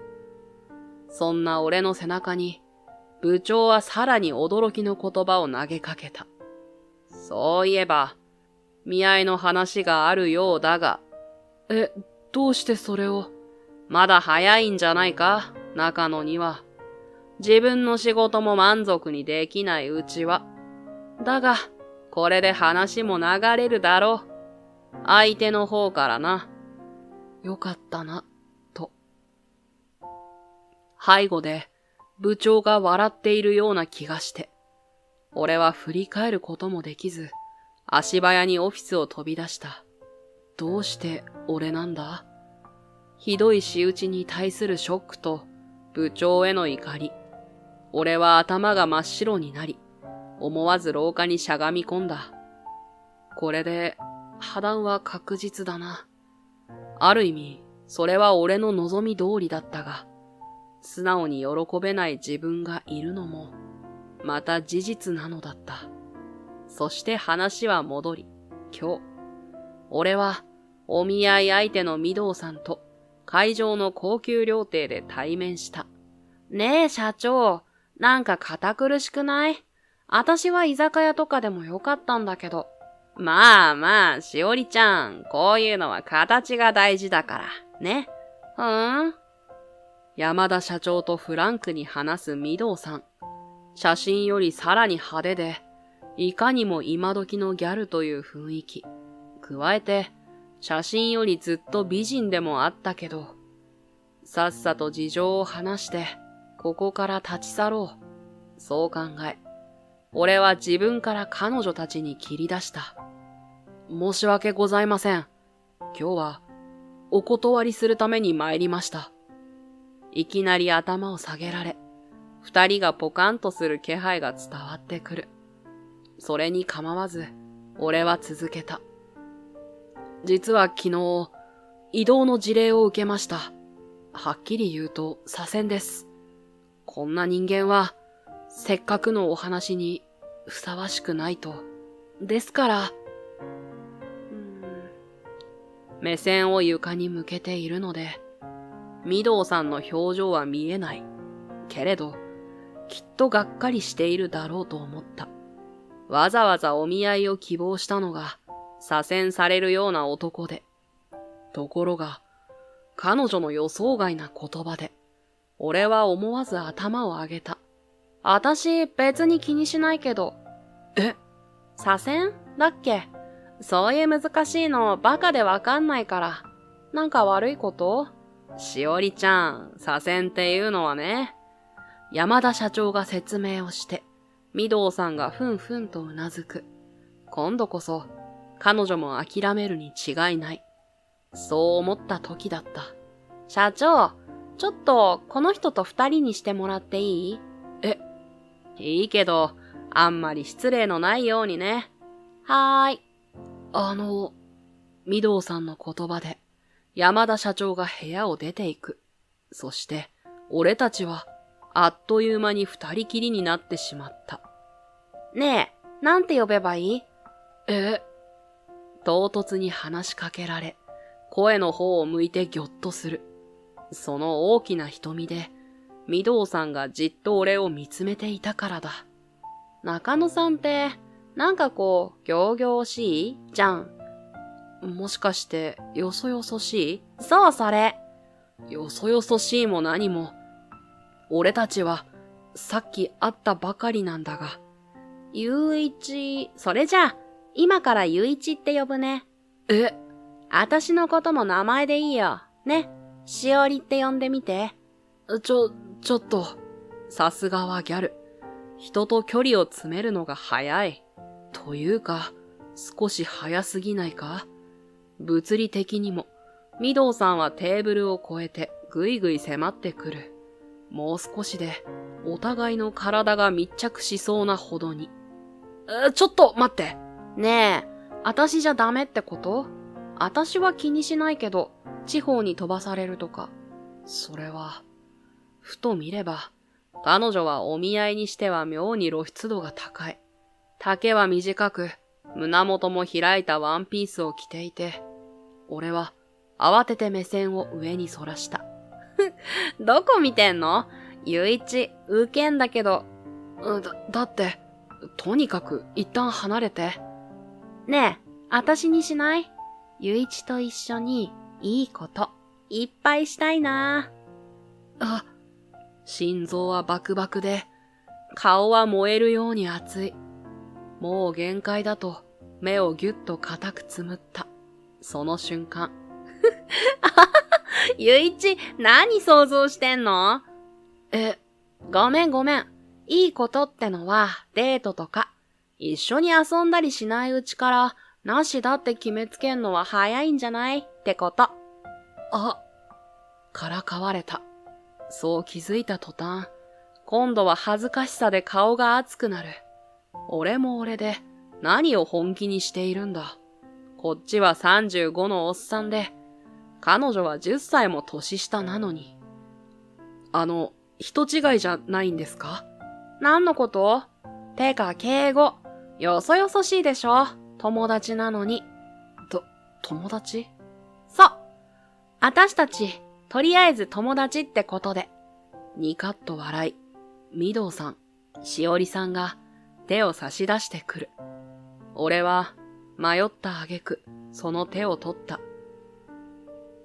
なぜ俺なのか、結局はわからずじまいだったが、ひとまず OK すれば、お互いの社長の顔も立つ。何度かデートをして、その後に、やはり相性が合わなかった、とでも断ればいいと。俺は最初から、彼女と友達以上になるつもりはなかった。それは、10年以上も前の記憶が、未だに俺を縛り続けているからだった。お見合いから数ヶ月後、俺は左遷先である系列の食品工場で新たな日々を送っている。配属されたのは生産管理部という部署だ。食材の在庫や品質の管理、スケジュールに沿った生産ができているのかのチェックなど、仕事は多岐にわたる。もちろん、これも重要な仕事であるとは理解している。営業とはまた別のやりがいも感じている。けれど、どうしたの、ゆういち。さっきからため息ばっかり。ごめん、しおりさん。ちょっとね。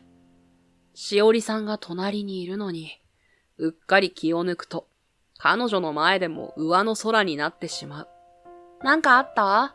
仕事で怒られたとか。いや、新たな職場は、幸いにも、電車で1時間ほどの距離しか離れていなかった。新たな同僚はいい人ばかりで、新林部長のように高圧的な上司はいない。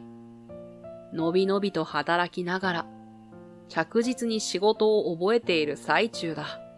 左遷されたにしては、随分恵まれた環境にいる。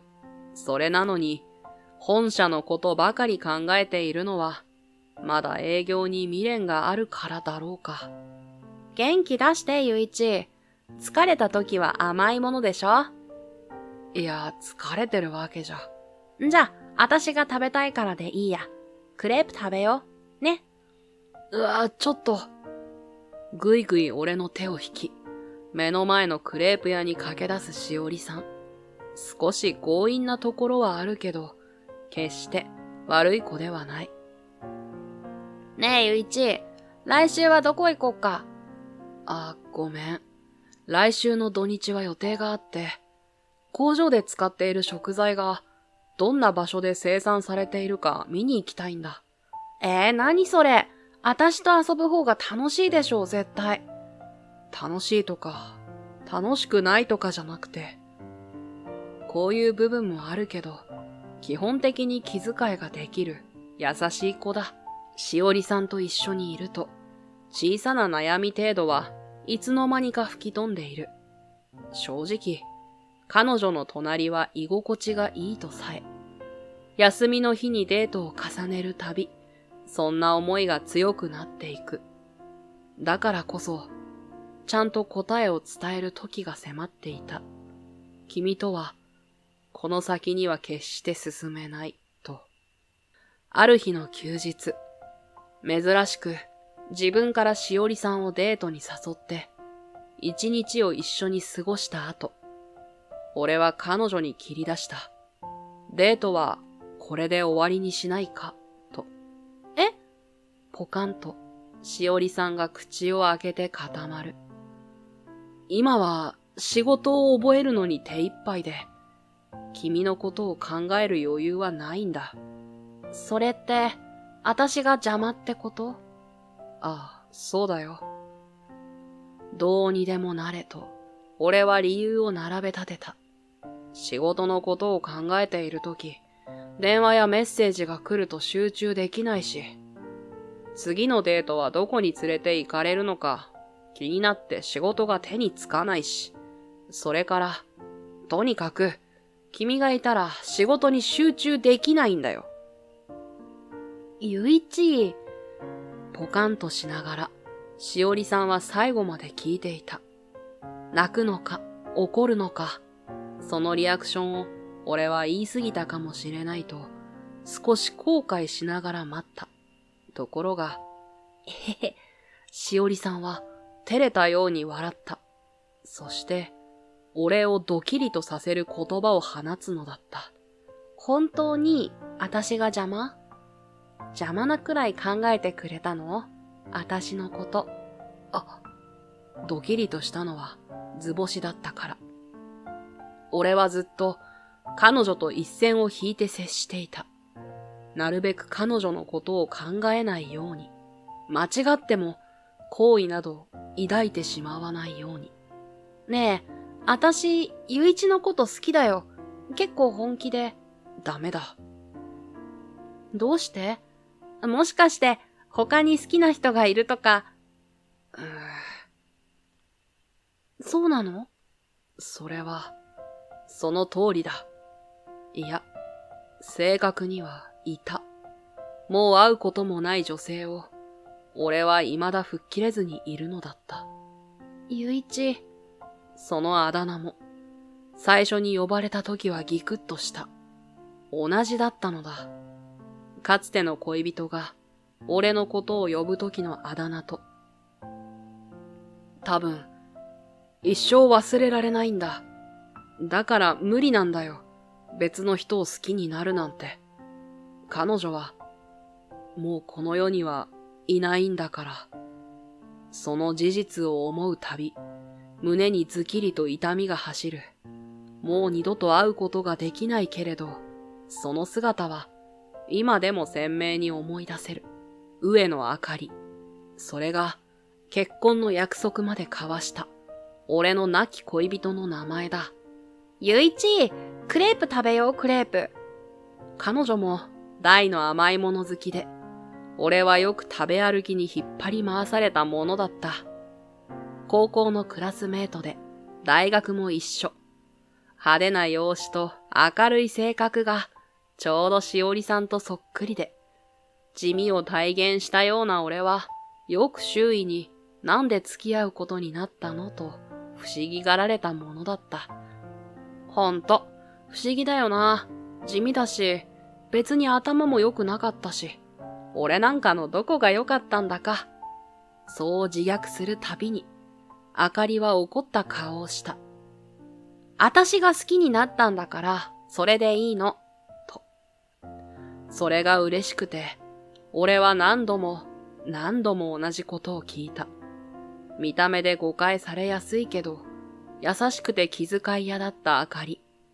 俺も彼女のことは自分さえ理解していればいいと思っていた。その方がずっと俺だけのそばにいてくれる気がして。けれど突然、あかりは俺のそばから消えた。それは俺たちが23歳の年。最後に見た彼女は、たくさんの花に囲まれて、静かに眠っていた。すすり泣く声や、まだ若いのにかわいそうに、という声の中、俺は痩せ細ったあかりに、指輪の箱を開いてみせた。ごめん、指輪、一緒に選ぼうって約束したけどさ、あんまり起きないものだから、勝手に選んできちゃったよ。あかりが絶対に選ばない。一番地味な指輪だよ。早く起きて、これじゃないって怒ってよ。それで、今度は、二人で選びに行こうよ、あかり。冷たい彼女の体にすがって、俺は泣いた。声を上げて、何度もその名前を呼びかけながら。けれど、あかりが目を覚ますことはなかった。その結婚指輪の片方は、彼女の骨壺の中に、そしてもう片方を、俺は今も手放せないでいる。癌だったそうだよ。若いから進行が早くて、あっという間に。俺はずっと近くにいたくせに、体調が悪いことにも気づけなかった。そんな自分には、もう誰かを好きになる資格なんてない。だから、女性を避けて生きてきたのに、しおりさんを見ていると、どうしても元気だった頃の明かりと重ねてしまう。だから、ここで、さよならをしよう。お互いのためにも。それじゃ、としおりさんに背を向け、歩き始める。その時、ガツンと背中に鈍い衝撃が走った。いた！え？お互いって何？背後には、拳を握りしめたしおりさんが立っていた。それは、しおりさんにも申し訳ないから。私のこと見てもいないくせに、何が私のため？勝手なこと言わないでよ。ちょっと、しおりさん。拳でポカポカと、しおりさんは俺を殴りつける。そして突然、ポロポロと涙をこぼして泣き始めた。ちゃんと見てよ。私のこと。それまでは絶対振られてあげないから。しおりさん、弱ったことに、こんなところまであかりそっくりだった。告白を何度断っても、次の日には平気な顔でまた告白してきて、最後の手段は泣き落としで、とうとう俺が根負けして。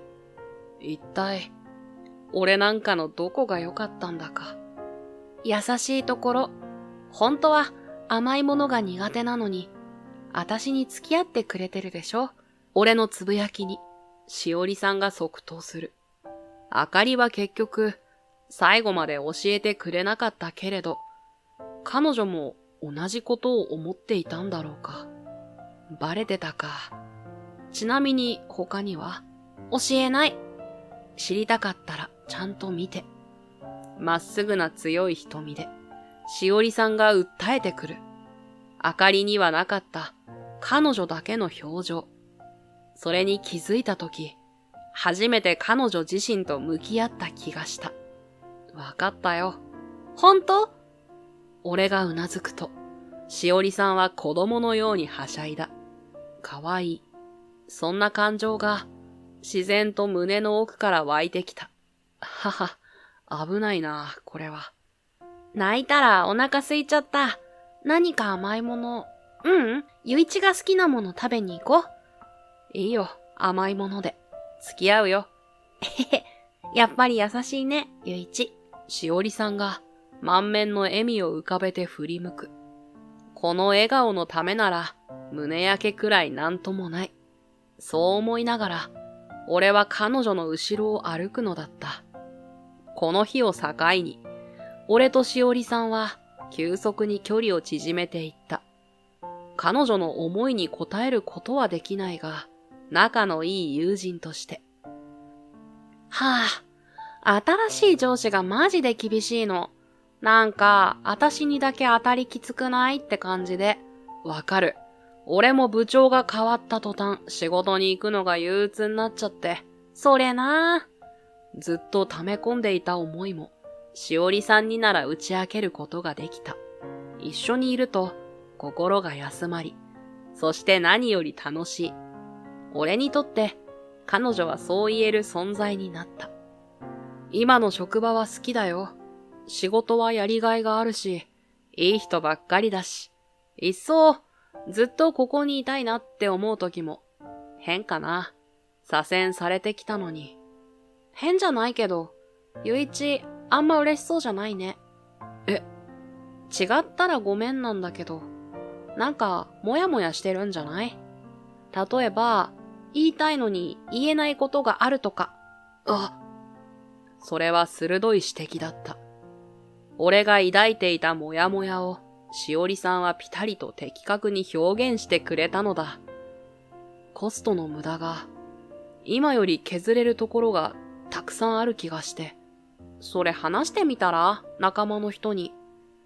だけど、もしも自分の考えが間違っていて、同僚たちに迷惑をかけたら、あるいは新参者が出しゃばるな、と、彼らの態度が急変したら、いい人たちばかりだからこそ、俺は相談するのを戸惑っていたのだ。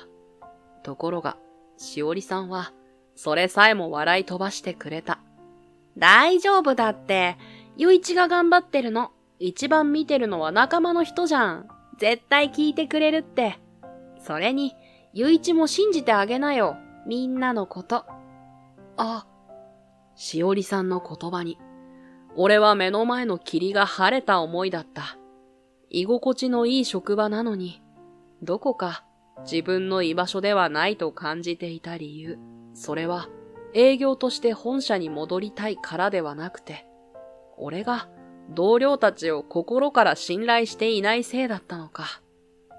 明日、会社に行ったら話してみようかな。自分が考えていること。うん。しおりさんが嬉しそうにうなずき、頑張って、ゆいち。と応援してくれる。それだけで、不思議と何も怖くなくなった。そして後日、俺のコストカット案は、同僚たち全員の賛同を得ることができた。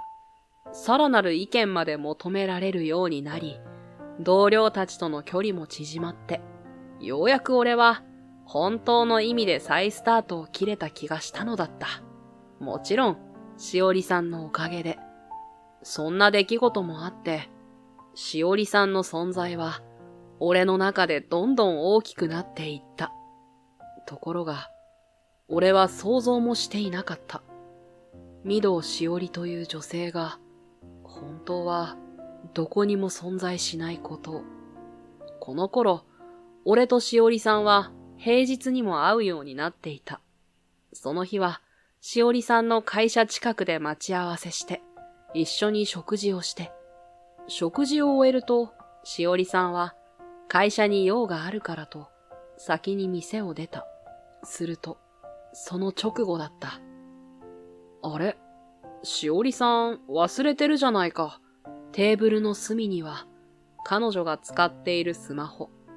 慌てて外に出たものの、すでに姿は見当たらなかった。仕方ない。すぐ近くだし、届けに行くか。俺はスマホを持って、しおりさんの会社に向かって歩き出した。その先に、驚きの事実が待っているとも知らずに。もう遅い時間だったが、社内には女性社員が残っていた。俺は彼女に声をかけた。営業部の御堂しおりさんにお会いしたいんですが、と。ところが、営業部の御堂ですか？そのような社員は弊社におりませんが。え？会社をお間違えでは？そんなはずは、一体どうなってるんだ？俺が困惑した。その時だった。ゆういちさん。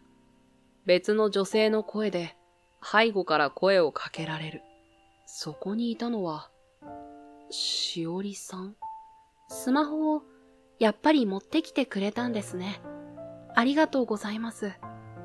確かに、彼女はしおりさんなのに、先ほどまでとは全く別人のような、落ち着いた丁寧な口調。しかも、やっぱりって、困惑が増すばかりの俺に、しおりさんはかすかに微笑んで、場所を変えましょうか、というのだった。移動した先は、会社近くの公園。そこで、しおりさんは、俺にスマホの画面を向けた。これが、私の正体です。え？その待ち受け画面を見て、俺は自分の目を疑った。そこに映っていたのは、黒髪の素朴な女の子。そして、その隣の派手な女性を、俺が見間違えるはずもない。まだ元気だった頃の、元恋人、あかりだったのだ。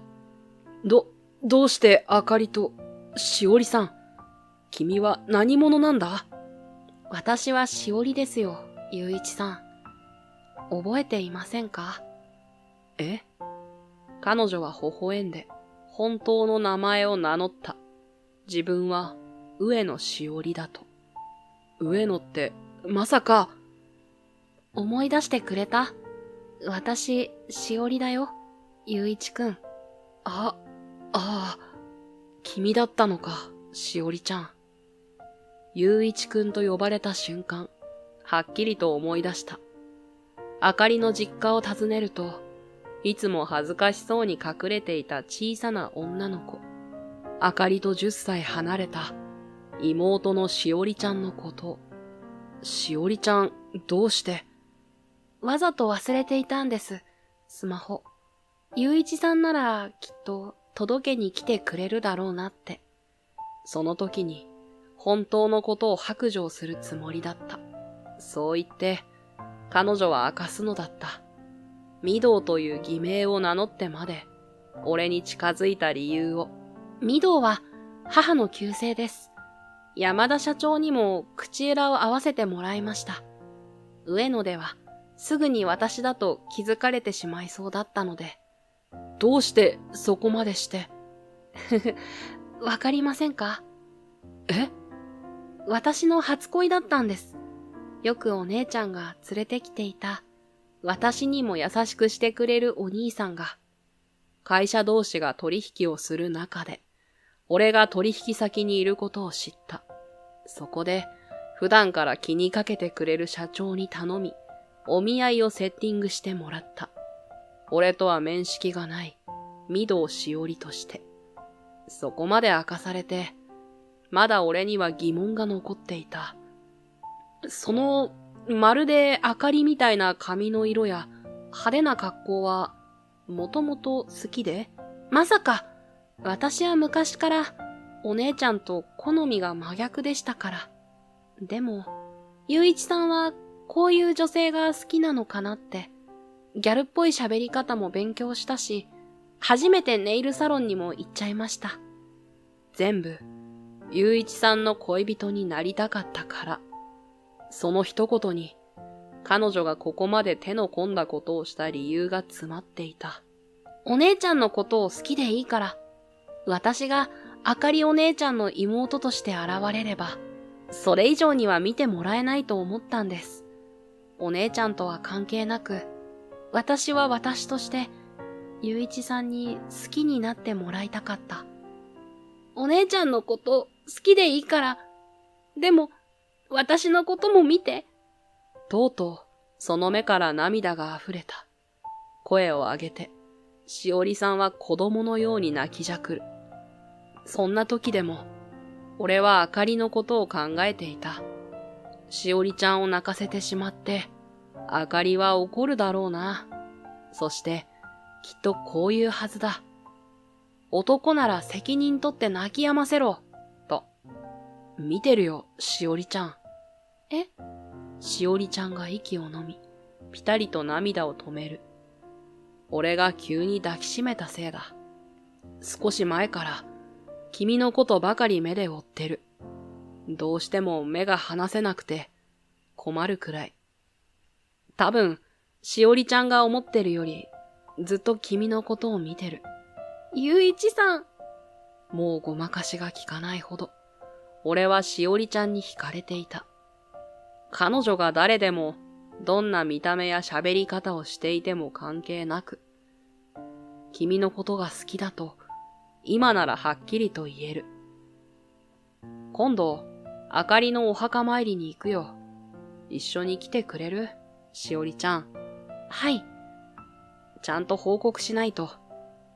大事な妹さんとお付き合いさせてもらってますって。はい。しおりちゃんの腕が背中に回り、ぎゅっと強く抱きしめ返される。あかりに別れを告げるのではなく、新たなスタートを報告するために、そして、これからを見守ってほしいと頼むために、後日、俺たちは彼女の元を訪れるのだった。そして、左遷から約1年後、俺は再び移動が決まった。生産コストを大幅にカットした功績が認められ、本社に戻ることが決まったのだ。わあ、すごい量ね。雄一さんが見えないくらい。両手に抱える大量の花束を見て、しおりちゃんが目を丸くする。同僚たちが別れを惜しんでくれた証だ。俺も別れが辛く思うほど、彼らを大切な仲間だと思うようになっていた。そして、それはしおりちゃんの励ましがあったおかげだった。いっそ、また移動させてもらおうかな。それくらい充実した毎日だったよ。そう？本社にいた方が、私とすぐに会えるけど。違うよ。しおりちゃんと会いたくないんじゃなくて、それとこれとは。冗談。ゆういちさんがどこにいても、私から会いに行くもの。本来の清楚な雰囲気に戻ったしおりちゃんが、にっこりと笑う。やっぱり、どんな彼女でも関係ない。俺が愛しているのは、優しくて強い彼女そのものだと。俺も、その笑顔につられて笑うのだった。そして、約1年ぶりに本社へ足を踏み入れた日、誰よりも早く出社した俺を、ある人物が出迎えた。新林部長。ずいぶん生き生きとした顔だな。それほど楽しかったか、向こうは。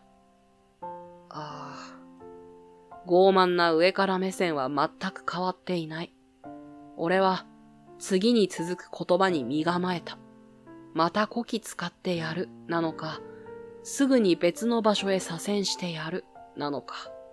ところが、部長の言葉は俺を唖然とさせた。すまなかった。はい。左遷されたと感じただろう。あれは私の言い方が悪かった。違うんですか？部長はうなずき、家族にもよく言葉が足りないと言われるとつぶやいた。そして、驚きの言葉を俺に告げるのだった。移動させたのは中野のためだった。と、俺のために？中野は気の弱さが課題だった。いくら勉強しても、それを活かせなければ意味がない。よって勉強よりも実践を重ねることで、自然と自信も身につくと考えた。それじゃあ、俺の勉強を時間の無駄と一周したのは、大量の営業先を回らせ、大量の仕事を押し付けたのは、全部俺を成長させるために。それぞれの成績と性格、それに課題は、本社へ移動が決まった段階から調査していた。君は気が弱いものの、分析力があって数字に強い。そして、ちょうどコストカットの方法を模索する工場があった。俺ならコストカットを実現できると部長は考えた。だからあの工場に移動させたのだ。俺が自分の長所に気づき、自信をつけて戻ってくるために。それならそうと、最初から言ってくれればよかったのに。おずおずと、俺は部長に抗議した。すると初めて、部長の苦笑いを見るのだった。本人に自力で気づかせるのが私の教育方針だ、と。はは、なんだ、てっきり俺は部長に嫌われているものかと。嫌う？なぜだ？だって、あんな嫌味まで、お見合いが流れるかもしれないのによかったなだなんて。部長は、俺がお見合いに乗り気でないことを知っていた。だから、俺という人間を試したかったそうだ。こんなことを言われても、明日は見合いに行くのかと。あれでどうせ破談だと前日に断るようなら、乗り気でない見合い話を受けたのも含めて、やはり不誠実な人間だったと判断していた。だが、君は見合いに行った。見合い話についても、社長が持ち込んだものだと後から知って、確かにそれは断れなかっただろうと。誤解をして申し訳なかった。と、部長は俺に頭を下げ、謝罪してくれるのだった。部長、嬉しいよ。誠実でかつ大きく成長した君と再び働くことができて、君が戻ってきてくれて嬉しいと。これからは私も言葉に出すよう努力していく。だから改めてよろしく頼む。そう言って差し出された手を俺は迷わず握った。こちらこそよろしくお願いします、部長。後に部長は以前より人当たりが良くなったと評判になる。そして、厳しくも優しく、少し不器用な彼のもとで、俺は大きく成績を伸ばしていくのだった。大切な人を亡くした俺は、長らく思い出に縛られていた。別の誰かを愛することは、最愛の彼女を忘れることだと。けれど、そうじゃないと教えてくれる人がいた。かつて愛した人が心にいても、新しく誰かを愛することができるのだと。だから、俺は前を向いて歩き出すことができた。大切な思い出を心の支えにしながら、今の俺は未来に向かっている。彼女もきっと天国から見守ってくれていることを信じて。